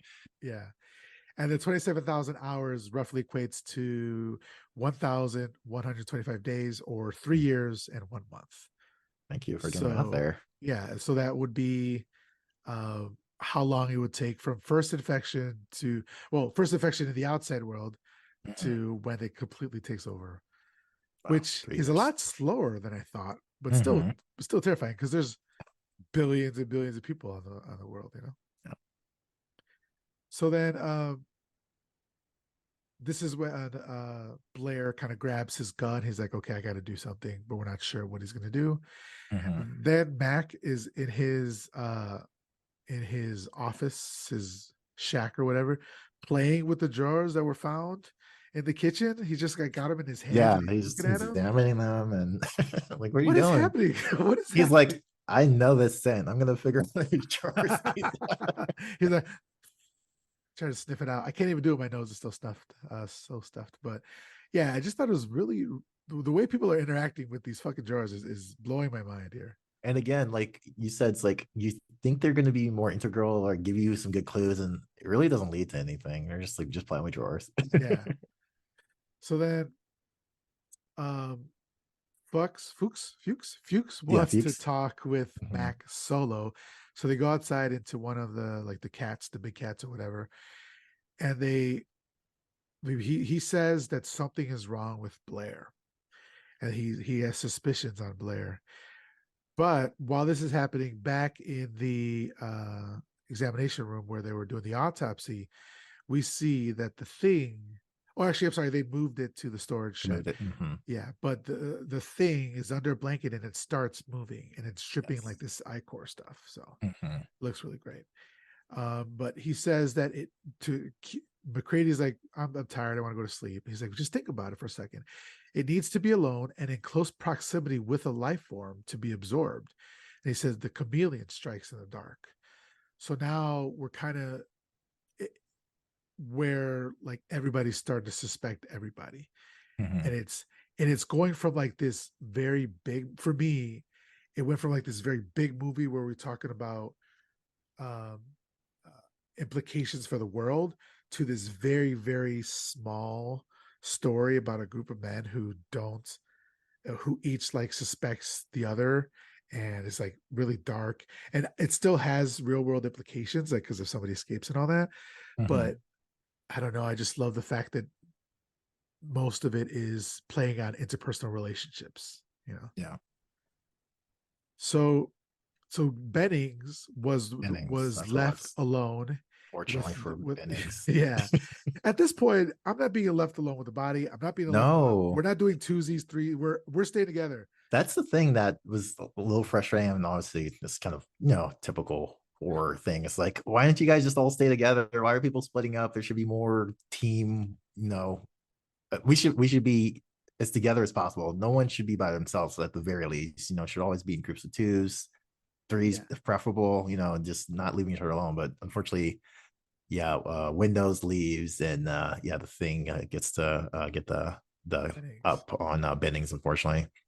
Yeah, and for me, it's like this is now a team activity. This is a team building thing. Yes, We are the now all ultimate team together. building activity. We need to be together. Everybody. One person has to use the washroom. Everybody leave that door open. We're all going to the washroom. Exactly. So, but we go back to Bennings, and he looks fucked. Like these tentacles all around him. His face is all Yeah. tortured and all that. And I like that they didn't go crazy on everything. Like this was a bit more subdued than Yes, it the was other one of the more creature subdued effects. Yeah, moments. Yep. which I appreciated. But he Windows goes against everybody. When they come back, he's gone and he's escaped through the window. They follow him, and again they caught him before he had a full chance to change. And he hasn't fully absorbed like a hand, or maybe it's both hands, and it's just like Mhm. this claw thing. Oh, that claw's so good. That claw's And he's like great. screeching. Uh Yes. and it looks like the screeching is terrible to The hear. screech was great. The screech was like was it Night of the Living Body Snatchers or something? Like that was, yeah, I love that Invasion of the screeching Body sound. Snatchers. Sorry, Yeah, yeah, Invasion. Yeah, yeah, Invasion of yeah. the Body Snatchers. Yeah. Oh my god, that was great. Um, and the hands look amazing, and they set him on fire, Mhm. put him out of his misery.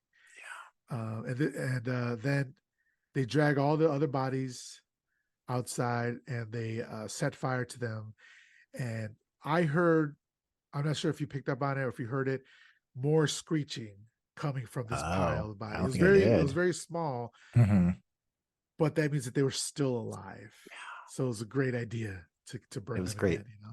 Yeah, I feel like that's when they kind of finally start understanding the severity a little bit. Like after, like, oh, like yeah, these things are still alive even after you burn it. I feel like once they, yeah, take them outside and do that, like I think the stakes are starting to double down. Like you're like, oh crap, like we need to really start taking this even more serious. Yeah, I agree 100% because up till then, I don't think they understood the shit that they were in, you know, Mhm. and I think right now they're starting to understand. So at this point, there's 10 people left standing, Mhm. but Blair's missing. So there's 9 of them outside, and Blair's missing. So they all go inside, and then Max stays outside by himself. Which again, why did they let him stay by himself? But they did. Then Max sees Blair fucking around in the helicopter and then running away. And I've never seen Wilford Brimley run, and I don't know if this was a stunt double, Yeah, I feel that but was a double. He was moving. because he was nimble, right? He Yes, was. he was. So they Matt goes to check the helicopter, and he sees that Blair took an axe to the insides, and it's all fucked up. Mhm. All the electronics, everything's fucked up. So they are grounded. So at this point, what are you thinking about Blair? So Because the way, no, I'm sorry, go ahead. You tell me. no, no. So at that point, I think I was still inconclusive. Like I still wasn't sure. Like, okay, was it him? Like, why did he do that? Like, what the hell?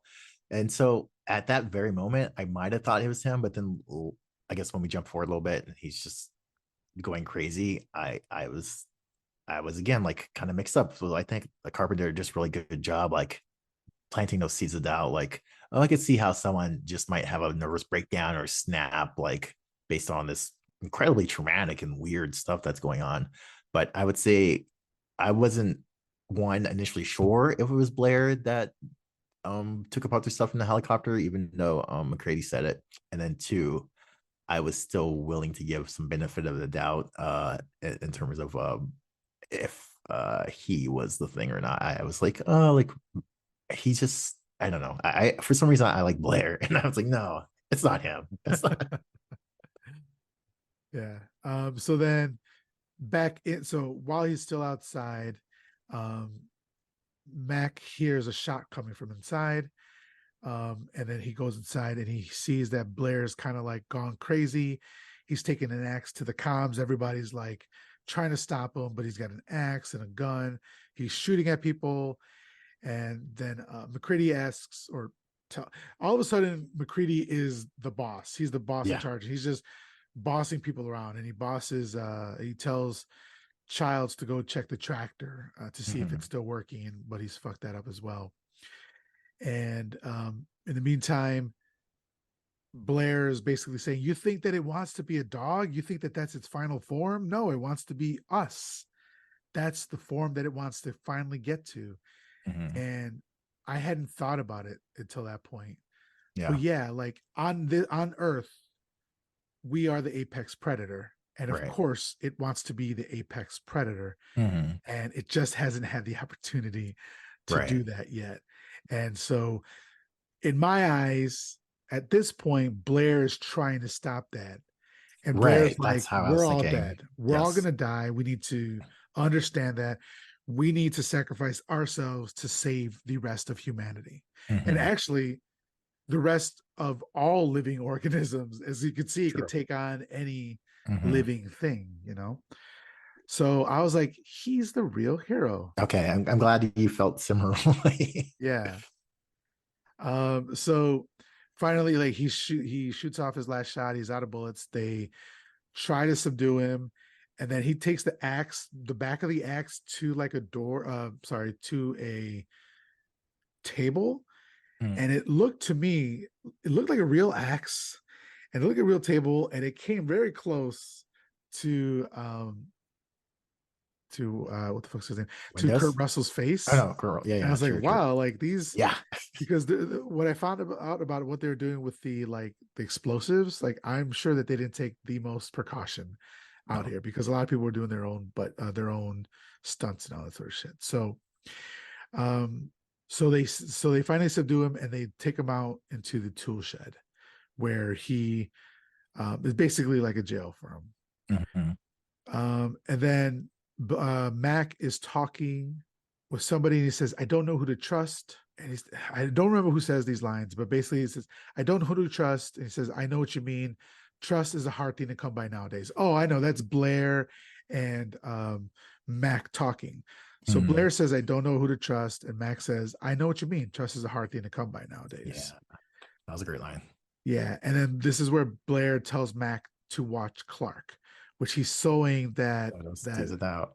distrust, those seeds of doubt within the remaining survivors or whatever. And that worked. I was definitely suspicious of Clark Yeah, after he said that. you're like side eyeing him the rest of the night. So this is where Child says, like, what if I was a perfect imitation? How would you know it was me? Again, like this has caused probably like some existential crises for people. Yeah, that was a great question. Like seriously, how do you know? Yeah. It's the test then. And this is where the doc comes up with the idea for the test. It's a blood Mm-hmm. serum test. But what I don't understand is, like, yeah, we have some blood in in the cooler refrigerator, just in case like that person got sick or whatever, they needed to do a blood transfusion, or somebody else needed a blood transfusion. I Mm-hmm. can understand why they have it on site, Yeah. but testing that blood wouldn't make sense because you took it before the alien was a thing. Mm-hmm. So I don't know why they were going to do that. Test that specific blood. I thought they were gonna try to compare it to I guess their actual blood. So like do a side by Oh, side. I I think see. So yeah. he was going to take that blood, Mm-hmm. draw new blood, and compare the two. He Yeah. didn't have the idea for McCready's test. I No. see. That Yeah. makes I understand exactly. So McCready's was a bit more like uh harsh, like a quicker, Yeah. like a Oh, exactly. non-scientific way to do it, right? Yes. Yeah. That's perfect. That is so perfect for the characters, right? The It doctor is. is like, let's put it under microscope. Let's Just a sterile see. thing. McCready's like, let's put There's some like, fucking fire to it. yeah. Yeah, I love that. I love that. Yes.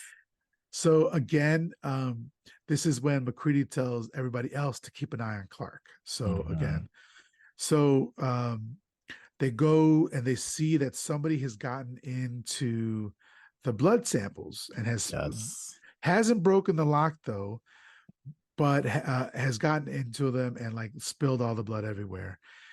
So only two people had access to the key that could get you into the refrigerator. One of those was Gary, Mhm. and then the other person Was was Copper, was Dr. it Dr. Copper. Copper, the Mhm. physician? Okay. Yep. And so basically they're like, the only time I have access to it is when I get the key from Gary. And Gary's like, yeah, well, I gave you the key yesterday or whatever. So they're like going back and forth. And then Yeah. Gary's like, well, I guess somebody could have taken the keys from my ring. And then Childs was like putting up with that shit. He's like, that those rings are always on your belt at all times. Nobody took those. So Yeah. just like everybody is like losing their shit here. Yeah, the paranoia is like ramping up, like it's getting really heated. Yeah, that was that scene was like, oh my gosh, like yeah, like who is it? Like this really, really getting like having everyone look over his shoulders and looking around, like, oh my gosh, like who is the person who did this? Like, and I don't know if this is a spoiler, but did were you able to figure out who broke into the cooler? No, I don't know.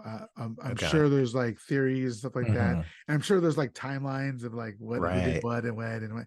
But But I clearly didn't look at that. where we have two people are eliminated. We know it wasn't either Gary or Copper based on what happens, with the movie, right? I can assume. And Windows and Mhm. Childs when Right. at So the time like that happens. at the time it happened. So I was like, like wow, like who did this? Was it Yeah, I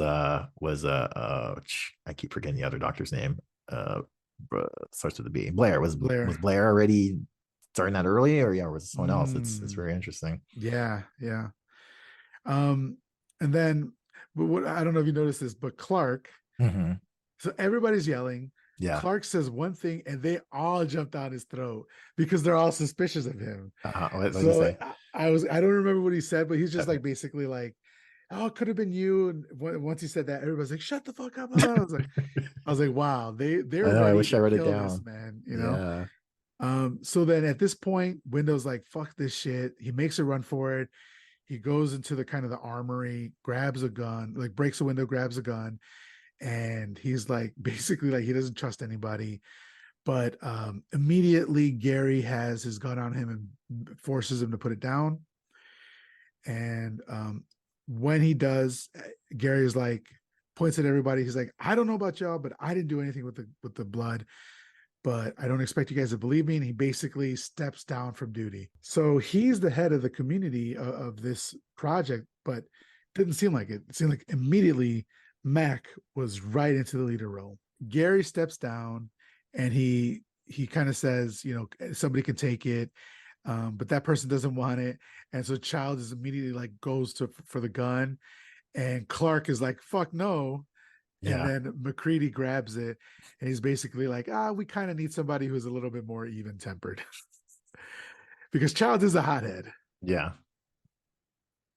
Um, but I wonder if they would have been better off with Childs, Child's. because oh man, it has further implications outside into like the real world, like the people that Yeah. act like this, Uh-huh. and I don't like thinking about. So I'm just gonna leave it there. But there could have been a situation where Childs was the leader Hmm. and ended up doing things that would possibly have kept the alien outside and would have saved some people, but there's Right. no way to We tell don't know. Yeah, we don't know for because he sure. could have turned on everybody in there, and he could have like killed everybody because he didn't trust anybody. So Right. Could go either way. yeah. So then this is what Max says. I know I'm a human. And he says, if you were all those things, you'd attack me right now. So I know some of you are still humans, which I thought was a really great way to deduce whether or not you're outgunned, outmanned. But at the same time, they also said earlier in the movie that if you were the thing, you wouldn't necessarily know you were the thing. Yeah. So they could have all, I don't think that's the case, but they could have all been aliens at the time and they just wouldn't have attacked Mac because they They didn't didn't know know, yet. Yeah, right. you know? Exactly. Oh man, This it's so movie, I fucked up. really, I know so many levels.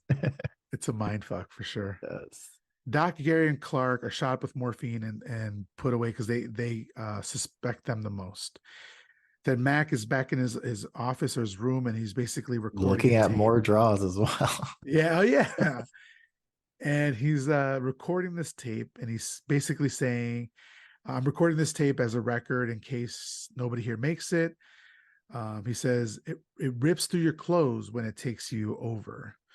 So I don't know if this was like a big reveal Mhm. because of course it does. You're small, and then when it gets bigger, it's gonna rip your clothes. It's like that just makes sense. But so I don't. This part didn't particularly work for me, but I know that they were even. It comes back a little later on as well when they find one of Yeah, McCready's. it just doesn't quite land. I'm not sure what they're trying to quite go for. I'm not sure if they're trying to throw us off or something, but yeah, there's just something about it that doesn't quite resonate or quite hit for Yeah, me.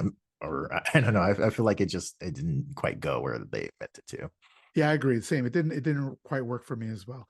I could understand why, because if everybody wasn't already, let's say half of people were suspicious and half of people weren't, maybe Mhm. that would take them over the edge, right? But at this point, everybody's suspicious of everybody, so you don't really need it because it could all be explained away later, as they do when they find McCready's um, a piece of His cloth with his jacket. name on it. Yeah, Right. it's just conveniently a piece of cloth with his name on it Right, stuck exactly. With in his the name, like, come on. yeah in an Could be more blatant. incinerator, Yeah. which is to say that maybe they killed the original McCready and the next one is a fake or whatever. Mhm. Um, they just explain it away by saying somebody could have taken some of my clothing and threw it in there, right? So Right. if only half the people were suspicious and others weren't, maybe that could have brought them over to being suspicious. But at this point, everybody's suspicious, so it doesn't really. I agree with you. It doesn't do it for me as well. So at this point, so he says nobody trusts anybody now. We're all very tired. He says there's nothing else I can do just to wait it out. He's kind of just resigned to the fact that he's probably not going to survive. Mhm. Okay, so then Fuchs is in the lab when McCready goes to see him, and I don't know if you noticed this. So uh, Fuchs was facing a wall, and McCready comes behind him, and as Mhm. soon as he hears somebody, Fuchs goes and grabs for a vial, a beaker that was on his desk. Oh, I didn't notice that. That was acid. Oh, wow. He was very suspicious and paranoid, Mhm. and if somebody had attacked him, he would have thrown that acid in their face. I remember him being jumpy, but yeah, I didn't catch that. That's a great catch. Yeah. So then at this point somebody says that they need to start eating out of cans, which I didn't quite understand Fuchs that. did, yeah. Yeah. He seemed to think that I'm not sure if it was airborne or somehow they're going to get the contagion through food or saliva or something. But yeah, I didn't quite uh, get that one or think that worked that well. But yeah, he seemed to think that like, oh, we shouldn't be sharing food and like we should just eat the food by ourselves in order to not somehow catch the thing contagion, which yeah was a bit odd. Yeah. And if I was Niles, I'd be like, what the fuck's wrong with my cooking? I'd be a little upset about that. But Yeah. yeah, so Sorry. Just one more thing I was thinking about. It's just like, I mean, granted, they were just in a random outpost, so they're not thinking about any biological containment or anything. But yeah, they never were worried about any kind of airborne contraction or covering their faces or anything like that. So I'm not sure how eating food separately would fix the dilemma that they're in, you know? yeah, I agree. So then at this point, Fuchs follows somebody outside and he finds Mac's torn clothes there. So then they all kind of go outside to do various Among Us activities, fixing stuff and all that. And then Mac goes to visit Blair, and Blair says that he's ready to come back inside. Here's what I noticed: he's also eating out of cans. Mm, I noticed So that also, but I wasn't sure what that yes, meant. What I didn't know if it was like the Carpenter was trying to say the futility of like eating out of cans is going to help you. That it doesn't mean anything because he's True. eating out of cans. So it's like basically no hope for these dudes. Right. That's a good It was point. really fucking dark. Yeah, that's a good point. And also, the freaking noose in there. Did you notice that? I didn't. There was a noose. There's just a noose in there, and I wasn't sure if he's going to try to commit suicide. He doesn't, spoiler alert, but there's Yeah, just a noose that's like hanging in there for no reason. That's just, yeah, it's just there. that's amazing. I did not notice that. Yeah. That's awesome. Um, so then they come across. They're looking for Fuchs, and they come across his remains outside, kind of frozen over, but he's been burned to death. Here's what I don't understand. Mhm. How does a man get burned to death right outside of your facility? It's not like he was miles out. Like the doorway was Yeah. 100 yards away. There's windows. How does he get burned? I don't know. It was strange to me, but basically his body was burned. And so this was where McCready is like, all three of us need to go check on my shack. And Niles is like, no, why? And they say, because yesterday when I left my shack, I turned the lights off. And they look, and there's lights on in the shack. Nothing comes of this though. No. Yeah. Another like, like, oh, I thought we're gonna, yeah, catch who the thing is, or like get some kind of development. But as far as we know, McCready doesn't get any insight out of who was in his shack or what they were doing. You don't find out who was there. It's just a little goose chase, a little bit. Yeah, well, which is what's the term? It's like not McGuff. Is it MacGuffin or red herring? The red Those are just herring. like red herrings. Yeah. Yeah, So there's some I feel like they threw in there for sure. yeah, to kind of keep you off track. So then these guys are gone for about 45 minutes, and that's when sorry, that's when Child is like, we need to start reinforcing the doors because these Mm. guys aren't coming back. But Knowles does end up coming back. They let him in, and he says they ask where Mac was, and he says he cut him loose because he found Mac's ripped clothes in the incinerator. Um, so Mac is trying to come back in. They've locked all the doors. They don't let him in. So then Childs ends up breaking in into one of the storage facilities through the glass. So at this point, he's got like what does he have? Oh, he has the dynamite. He's got the dynamite, Yeah. right. Oh, and that so again, I the first time seeing a thing, but I feel like I've seen that image. That was cool to see that iconic image with him and the dynamite and like almost like frozen over from being outside and everything. And the flare, Yes. like, yeah, that was great. So Childs has the flamethrower, and Mac is like, "Yeah, go ahead, I dare you." And he's got the dynamite. His beard is covered in ice, like you said. It looks amazing. Yeah. But when all this is happening, Vance, who hasn't really done a lot in this movie, Which there's a one's couple Vance? characters. Yeah, Vance was just let me see here. I think he was Palmer. No, he wasn't Palmer. I don't know who it was. I thought it was Vance. They said it was his first name, but it might have been Norris. Norris Maybe. was the substitute leader, right? So who's the guy who got his who has the heart attack and then the chest opens up? That was that Norris, I believe. Is that Norris? Okay. I could be misremembering, but I think that was Norris. Yeah, so his first name might have been Vance because in Okay. the movie they refer to him as Vance. Okay. Gotcha. Um, so Vance has a heart attack, and so they take him to the doc. They untie the doc, and the doc tries to resuscitate him. And then, please describe what you saw and what Oh was my going God. through your head when this happened. This poor doctor. So yeah, he's I believe he was using what the defibrillators or something, and then all of a Mhm. sudden Vance Norris's chest cavity collapses, and oh my gosh, Dr. Copper's hands get eaten by like a mouth thing. It's insane. It's the practical effects for this was just like wow, the jaw dropped. It was just I loved it. It was crazy. And so yeah, his arms get chewed off. He's like screaming in pain. I think he falls over. and then the Norris thing starts to emerge, and yeah, it is one of the best scenes in the movie. Like as it starts to progress and the thing starts to evolve and try to transform. So, what did your wife think of this scene? I'm curious. Like, was she Uh, because you said she didn't like body horror, and very yeah, much a lot of this is body horror. I think it helps that not to say it's dated, but some like because it's like from an earlier time, I think it's not as quite as intense as a lot of the CGI stuff can be. So I think that she was able to still appreciate it. You know, I think she appreciated a lot of the practical effects in this movie, actually. Gotcha. Okay, that's great to hear. Mm-hmm. So, I wanted to go a bit into this because of all these practical effects in this movie. I think this is like one of the most well-known ones. I mean, So, I mean, had you seen bits of this scene at all? I had not Or seen any of this. I might have yeah, seen right. that still like that face, but I have not seen anything. So it was, like I said, it was amazing to watch. Like, yeah, I just loved every minute of the scene. It's like, wow, like you got the practical effects, like the faces, the transformations, just like the Yeah. chaos. It was all great. I loved it all.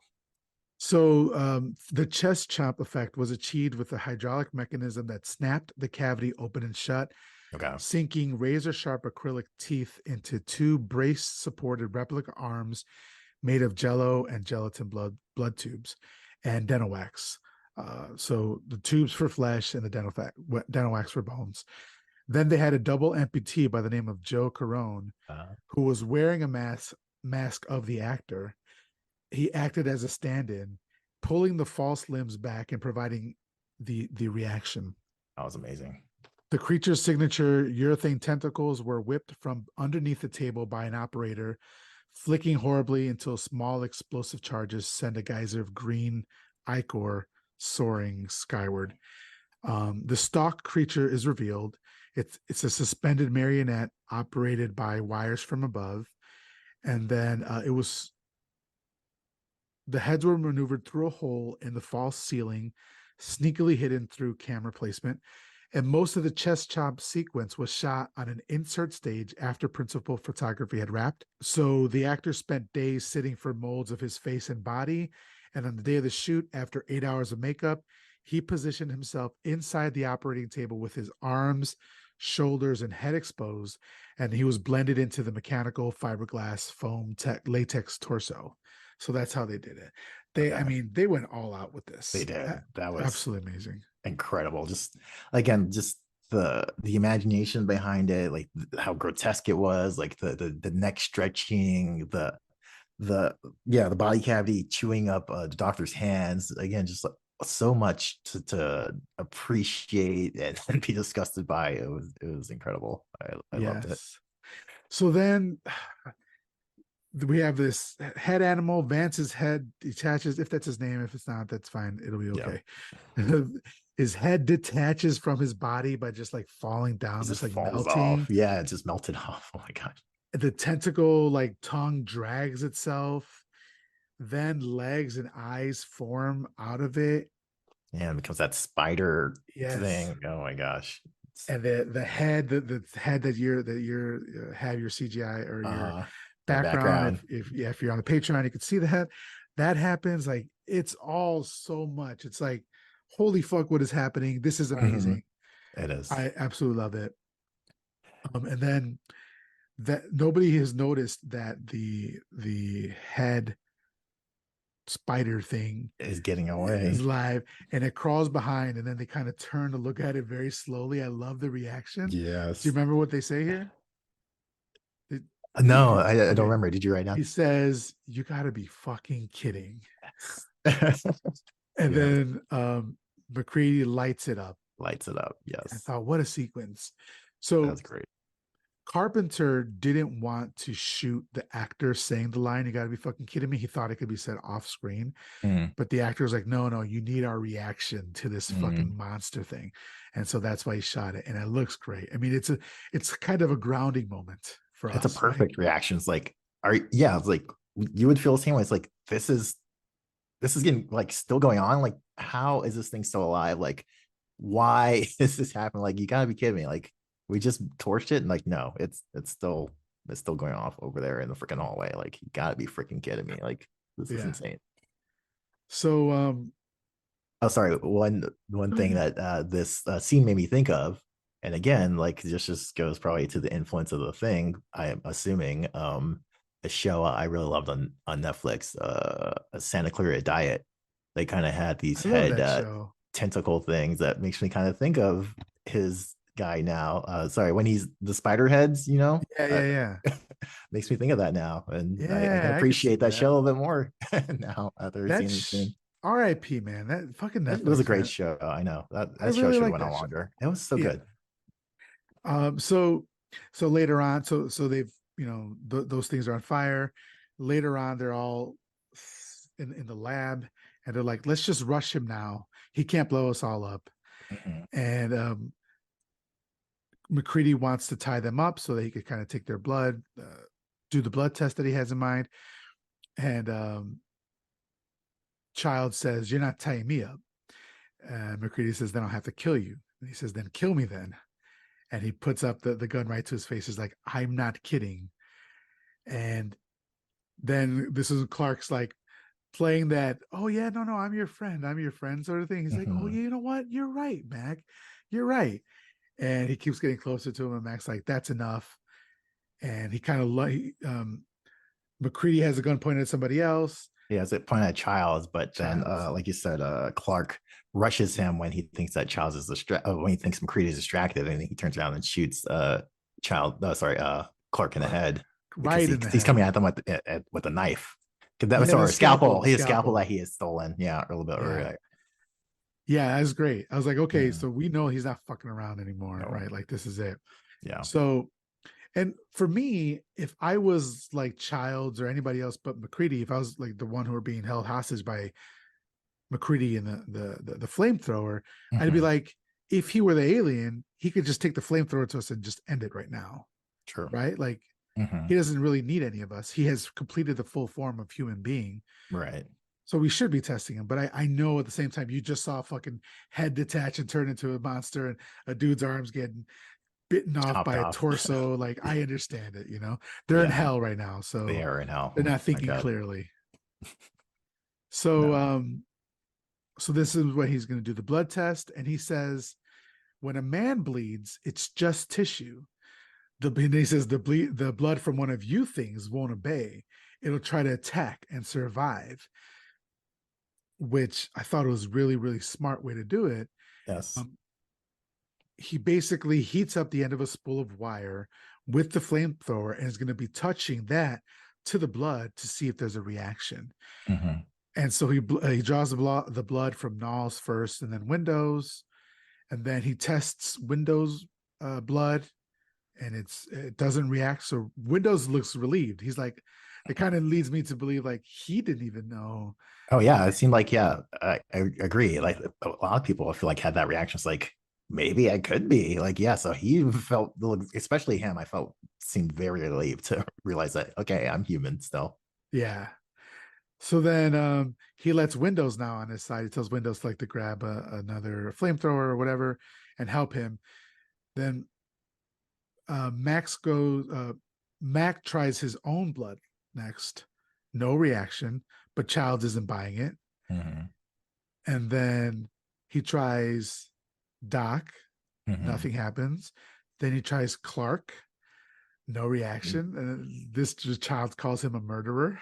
Yes, He's like, "Oh, so then he you're a wasn't murderer. alien. Well, so you're a murderer now." It's like, well, Like, self defense. He was coming at him with a scalpel, child. but I love that even to that point, Childs is his own man, and he's like, Yes. he's gonna talk shit.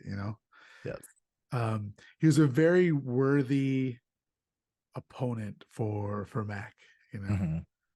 So I don't know if you noticed this, but in the background of on the wall behind Mac, there was a poster of this old like I don't know if it stop doing that. I don't know if it was an actual World War II poster, but it was made to mimic a World War II poster. Okay. It was basically like a STD VD poster, and it's of a sexy woman, like the sexy blonde or whatever, and it says they aren't they aren't labeled chum, meaning they may look good on the outside, but they may have an Mm. STD or a VD sort Wow, of no, thing. I did not catch that. Great, Yeah. great find there. So, but besides the sexist Yeah. um, message of the original poster, using that to describe what's happening right now, I think is a Mhm. stroke of genius. Yes, incredible. Yeah. So then now they try Palmer, and Palmer's eyes, there wasn't a musical sting, which I was looking Mhm. for, but his eyes, he was like, fuck, fuck, fuck. He looked very worried. I don't know if you caught that. Yeah, he But definitely looked worried. yeah, and then the reaction was immediate as Palmer's blood like reacts very violently. That's yes. Well, They were I not. need They were to not. know. I need to know what you were thinking. What were you expecting to happen if I don't know. when I he was like, finds oh, blood? I was like, okay, maybe it'll just like move around or something. So I think me and my wife jumped when the blood reacted how it did. Like it became monstrous. Like the blood like shot up and like screeched or something. Like I was not expecting that intense of a reaction. So that was incredible. That was a great start of the next set of events that take place after after not that far removed from the incident with Norris. Yeah, yeah. This sequence here. So Palmer then jumps up and like starts changing Mhm. Starts transforming. to that thing behind me on the Yeah. Patreon. Hmm. He transforms to that, and then he like jumps up and he's like on the ceiling. Yeah, he's on the ceiling. Nuts. Very crazy to look at. Then he jumps down, and is it Windows that He he got ends up devour? Windows. Poor Windows. So He his got head Windows. bursts Yeah. open Yeah. and with teeth and just devours Yeah. Windows. Awful. Mac lights them up, but Palmer manages to break through the wall and goes outside. Hmm. Mac follows and throws a stick of dynamite at him, which ends up blowing him up. But if you noticed on the right, that was actually Kurt Russell who throws the dynamite, Wow. and the reaction when it blows him back was his actual reaction because he didn't realize it would be such a big explosion and it throws him back. This is Wow. what I'm saying about like safety precautions on A set. little Like, loose. yeah, they were because he could have freaking died. He could have Yeah. gone out like that Norwegian pilot from the beginning of the movie. Right. Good God. Oof. So they go back inside, and I don't remember exactly what happens here. I just said they go back So they inside. go back inside and the guys are tied up. They're screaming like, "You have to finish off Windows because Windows is still not finished off." Like I think he's still like a little bit alive. So they're like, "You need to finish off Windows." Like they're freaking the f out because everyone else is tied up while Windows is I That's think right. still transforming or something. That's right. Right. And so they kill Windows, so they end up, or Mac kills the Windows because he's the only one left alive that who's not Mhm. chopped, who's not tied up. And then he does Knowles, whose blood is Yes. fine, so he lets him go. And then they do Childs again, or they do Childs and he's good. So it's just Jerry left, or sorry, it's just Gary left. Mhm. And he's like, he's Oh, basically, what Gary's does he line is say? amazing. He Yeah. says, I actually wrote this down. I'd rather not spend the entire winter tied to this chair. To I this was like, fucking couch. Yeah, yeah, so yeah. that I was love great. the delivery of it. His delivery is amazing. Yeah. And actually, we didn't touch on while all this was happening. Uh, sorry, McCready's flamethrower actually starts malfunctioning.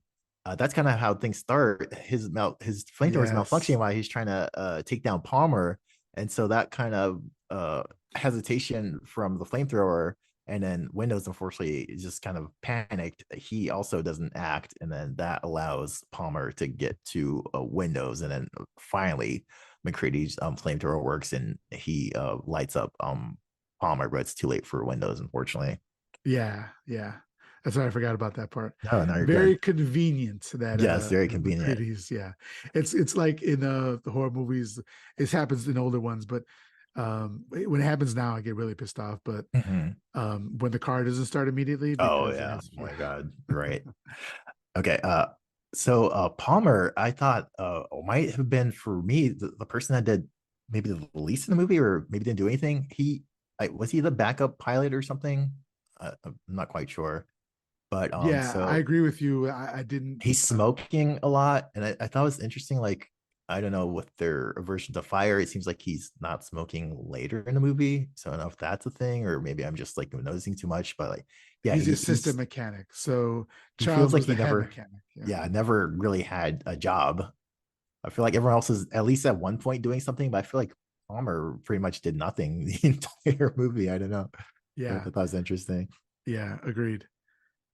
So then, so now they know that McCready, Knowles, and Gary and Childs, right? Four Mm-hmm. remaining, right? Yep. They're good. They've tested their blood, but they need to go test Blair's blood. So Right. Mac and Knowles and Gary go out to do that, but the door's open and he's gone. But they do feel that some floorboards are loose. They Mm-hmm. pry those open. It leads to an underground cave where Blair has been very busy.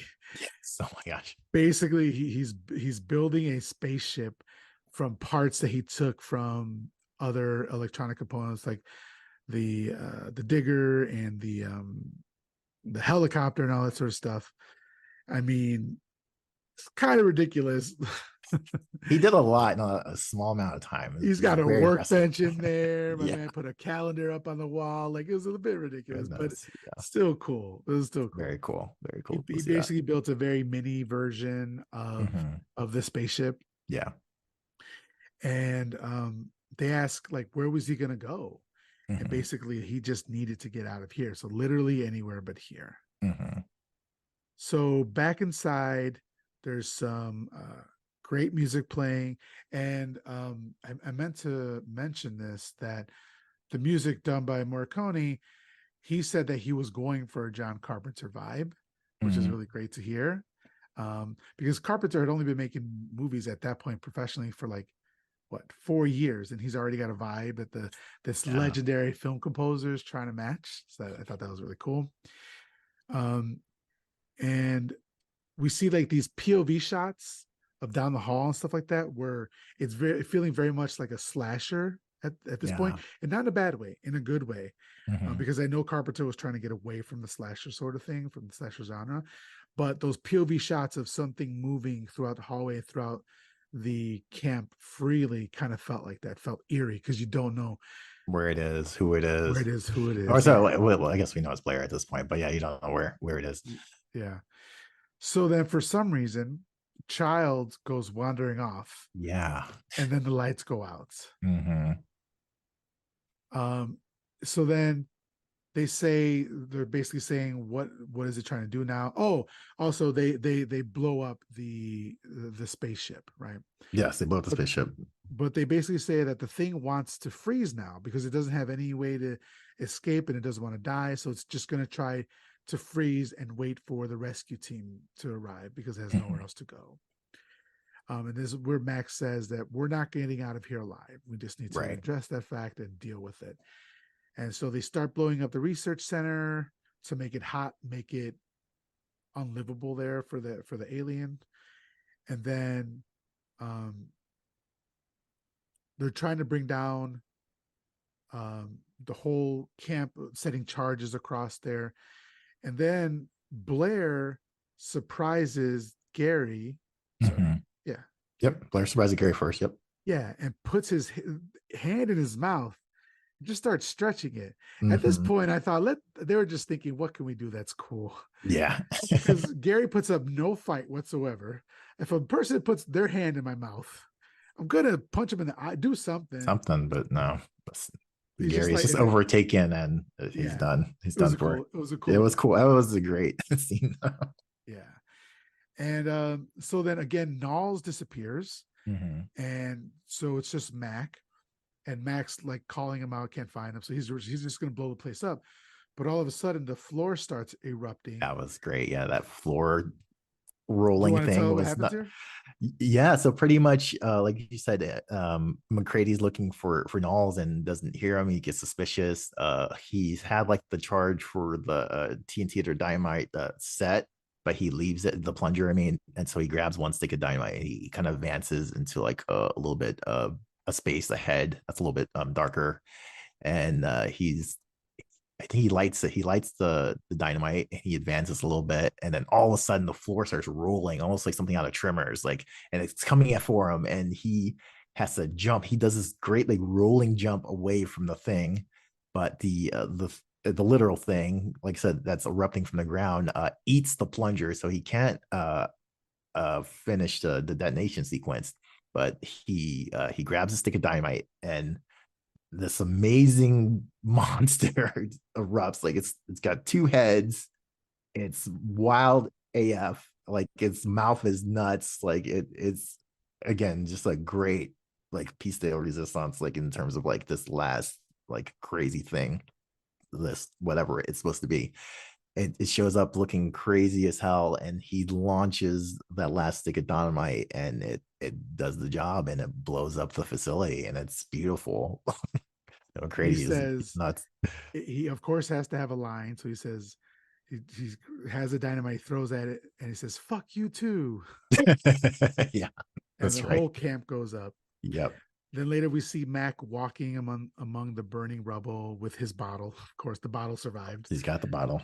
Got the bottle, and then so he goes into the wreckage of part of the facility, and he sits down. And then Mac, we see no, I'm sorry, we see Childs appear Mr. Charles. behind him Mm-hmm. with the With the flamethrower. flamethrower. What were you thinking here?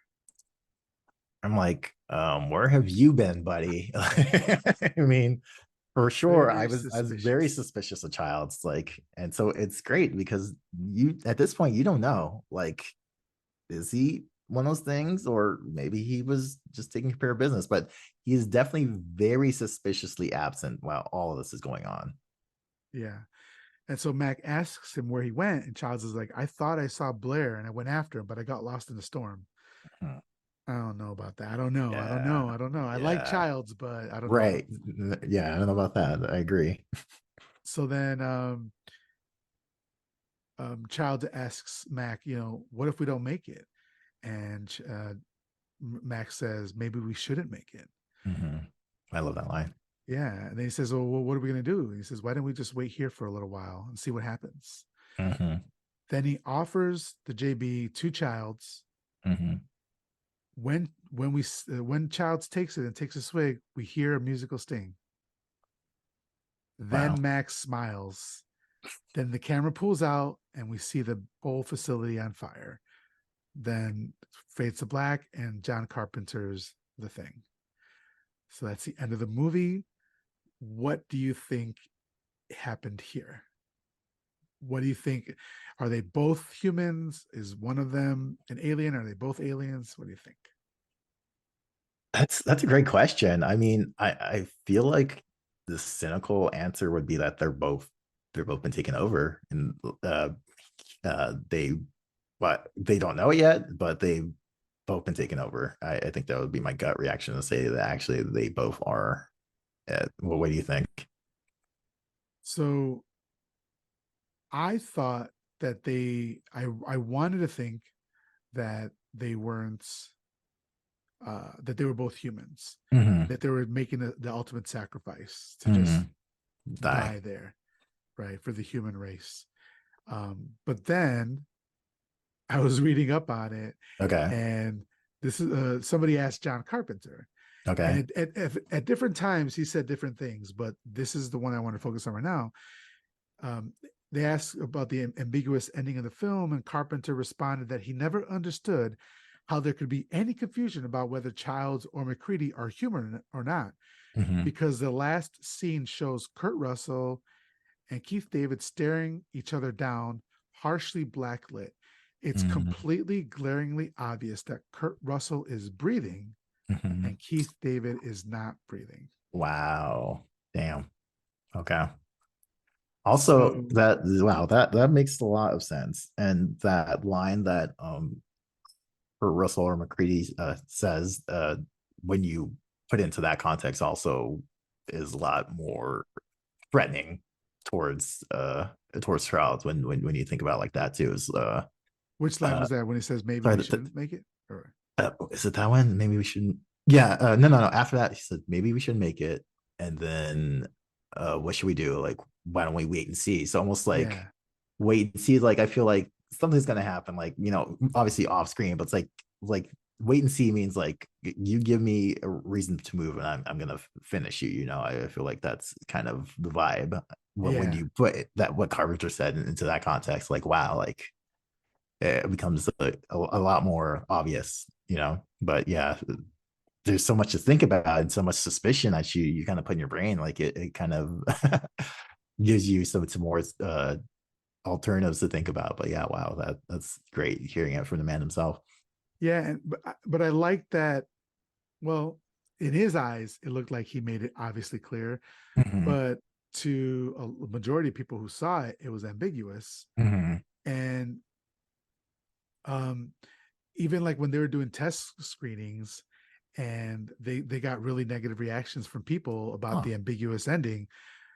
Carpenter didn't say no, well, this is what happened. He's like, well, yeah, it's left ambiguous for a reason. So like it's just, I don't know which version of Carpenter to trust at any given Right. time, right? But regardless of that, the ending is what was actually filmed, and Mm-hmm. it was left ambiguous for most part for most people. So we're going to rate it in a second here, but I did want to know overall, what did you think of The Thing from 1982? I thought it was great, and I'm glad I finally watched it. Sometimes you watch a quote unquote classic, and it might disappoint you a little bit, and no fault of its own, but maybe it's not your taste or something. But I enjoy this a lot and have a lot of fun with it. And yeah, it's an incredible movie, and I think it's very interesting, and like you said, the aura of suspicion and paranoia that it builds is masterful. And there's just so many fun set pieces in it, and the the creature design and stuff is just incredible. So I had a lot of fun with it, and I'm really curious to see what you think about it in a broader context in terms of its themes and whatnot. Yeah, so would it be surprising to you to find out that this was a critical and commercial bomb? Like Sadly, or at least critically, I mean, not commercially, that's not a surprise, but I'm surprised that critically that it bombed as well. Like I thought like it's a great movie. Like I can't believe that critics didn't agree. yeah, it was bombed. This was the first of a 3 movie picture deal that John Carpenter signed with Universal. Mm, And because of the critical and commercial flop of the movie, they ended up canceling the other 2. So wow. he only made that one movie. I mean, obviously he made more after that, but Hmm. on that contract. That right. And he said that, he was really disappointed in it. But he said that his career would have gone a lot differently if it was Hmm. more financially or critically successful. So, not to Wow. say that he still had a great career, after this, but it could have been even higher, maybe Spielberg level or something. Wow. Um, Yeah, that's a big shocker. I can't believe it. yeah. So yeah, I love this movie.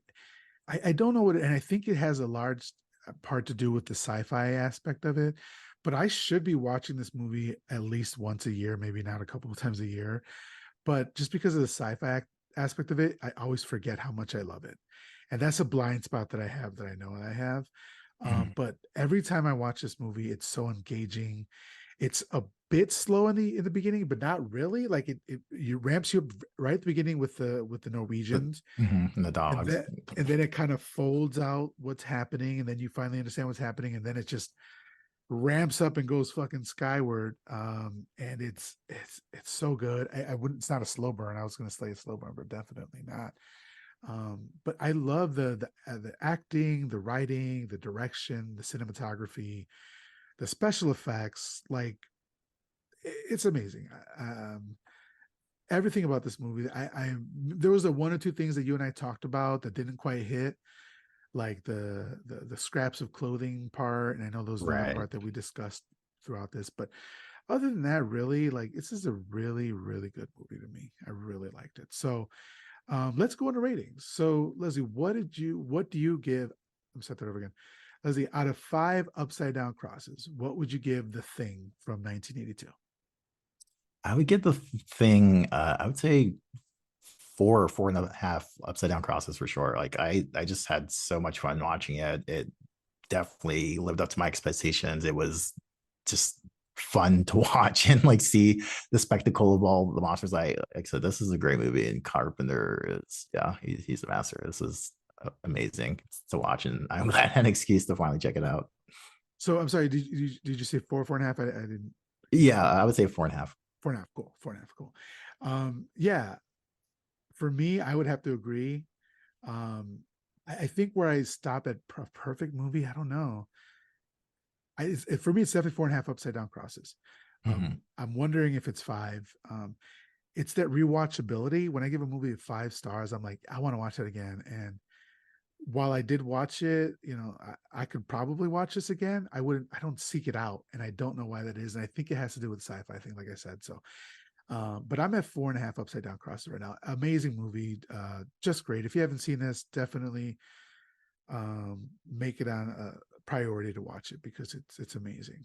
One thing that was definitely on my mind, Miguel touched on a little bit, but the lack of women was definitely something I noticed for sure. I was kept checking, especially in the beginning. It's like, is there gonna be a woman that pops up when Knowles was skating? I was like, oh, is this they're gonna introduce a woman? It's like, no, there's no women, which is very interesting and conscious choice by Carpenter. I'm not sure if there's a message being sent there in terms of men kind of being behind the devices of their own destruction or something like that. But yeah, Mm. it'd be interesting to see. Well, not interesting to see, but yeah, I was definitely did notice the lack of women, and that was one thing that was a bummer about this movie. It was the lack of female what's the word? Representation. Yes, representation in this movie for sure. Yeah, and it's definitely noticeable. It's very Mm, noticeable. yeah, Maybe because a woman would have maybe they would have tried to let cooler heads prevail, right.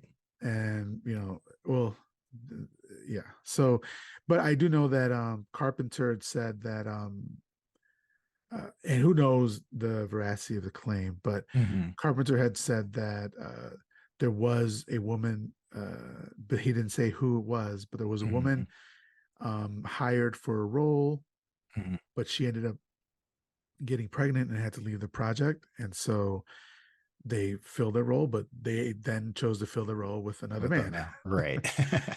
So, Carpenter's an old motherfucker and he gets grumpy. So Yeah. who the fuck knows why he did what he did. But Hmm. I mean, quite honestly, this past weekend, like I said, I was at Halloween 45, the 45th anniversary of Halloween coming out.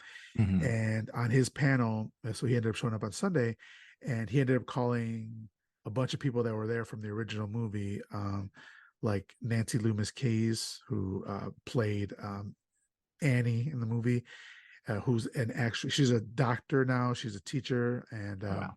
a couple years back she had said that Halloween was made by the patriarchy, and John Carpenter took offense to that, so he chose that time to call her, quote unquote, call her out on it on the stage, and he was like, "Yeah, a couple years ago you said that the Halloween was made by the patriarchy. I made Halloween, so that means I'm the patriarchy."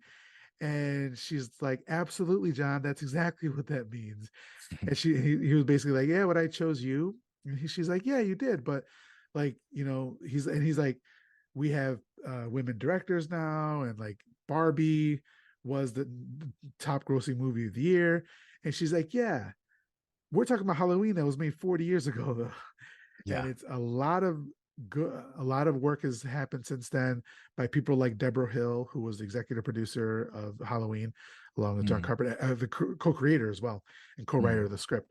And so, like, it sounds like Nancy Loomis Keys is like a feminist, Hmm. and John Carpenter didn't take too well to that. He seemed Yeah. very, very grumpy to be called Called the out like part of the that. Yeah. patriarchy, right? Uh-huh. But it's very visible in like who he chooses to chooses to hire or to put in their roles. Right. And I'm a John Carpenter fan, but he Hmm. is not infallible. He's with his many. He's a white male, boomer male. He makes a Hmm. lot of mistakes. So, Yeah. but yeah, I agree. It definitely should have been more female representation in the movie. But yeah, I mean, obviously that doesn't take away from how great the movie is, but it definitely would have been a different movie and maybe been some very interesting things that would have happened otherwise if there would have Different been some. relationship dynamics Mhm. between Yes. women and men. Like it could have get Hmm. a lot more levels to it, and Right. perhaps maybe a woman of color would be great to see as well. And then like Hmm. because you have, I think there's 11 people, two Hmm. of them are black.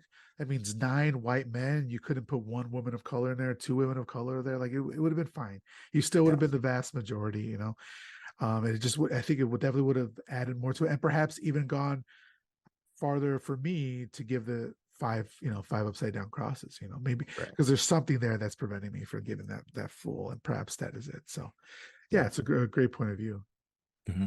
I think that's the only other thing I had of note to bring up, other than yeah, just general themes of trust in humanity is maybe what he's trying to get at, and that was obviously really interesting and fascinating to watch that breakdown of trust and communication. Well, you mentioned that because it was made in 82, right? In the Hmm. middle of the Cold War. Oh yeah. 1989 is when the wall comes down, in Hmm. Russia, not Russia, and Germany. Hmm. And so that's kind of the breaking of the uh, Soviet Republic, USSR, all that sort of stuff. Right. And so, the Americans were very distrustful of, the world at large. So I think Right. maybe that's true too. Like the distrustful nature of humanity. Right. Hmm. Yeah. I Yeah. think that's great. Yeah. Good stuff. Yeah. So what we do now, Leslie, is that I suggest to you a movie in a similar vein, and I request and I just ask for you. It could be another sci-fi horror movie. It could be another movie by John Carpenter. It could be another movie starring Wilford Brimley. Literally anything, or less. So for me, my recommendation for you and the audience would be The Faculty from 1998, and it's by Robert Rodriguez, written by Kevin Williamson.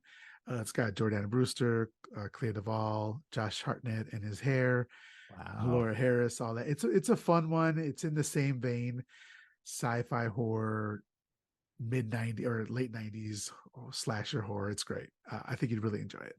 Nice. And Definitely do you check that have a one out. suggestion for me?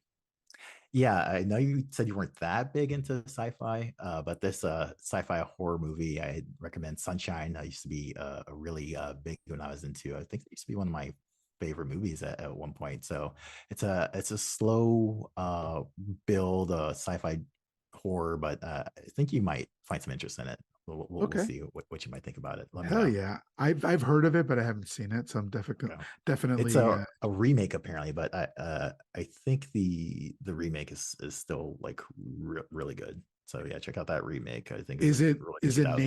named oh The, early 2000? Is it named the same? Because I want to make sure I'm watching the I right one. believe so. Okay. Early 2000s. Cool. All right. All right. Well, that's the show. Leslie, if you Leslie and I are going to continue our conversation about the thing, and we're also going to talk about some D&D stuff and other stuff on the Sunday school sessions, which is a Patreon exclusive show. But for now, Leslie, could you let everybody know once again where they could follow you, how they could support you, how they can throw money at you, all that stuff? Yeah, please feel free to follow me and support me online at Let's Write, pretty much everywhere, Twitter, Instagram, all that stuff. Or find me on my website, letswrite.com. That's LESWRITE. So yeah, find me there and check out my stuff. I appreciate it. Oh yeah, thank you so much for being on. This was so much fun. I really enjoyed Tons of fun. talking the thing with you. For everybody, if you'd like to support the show, you can support us on patreon.com/myhorrorconfessional.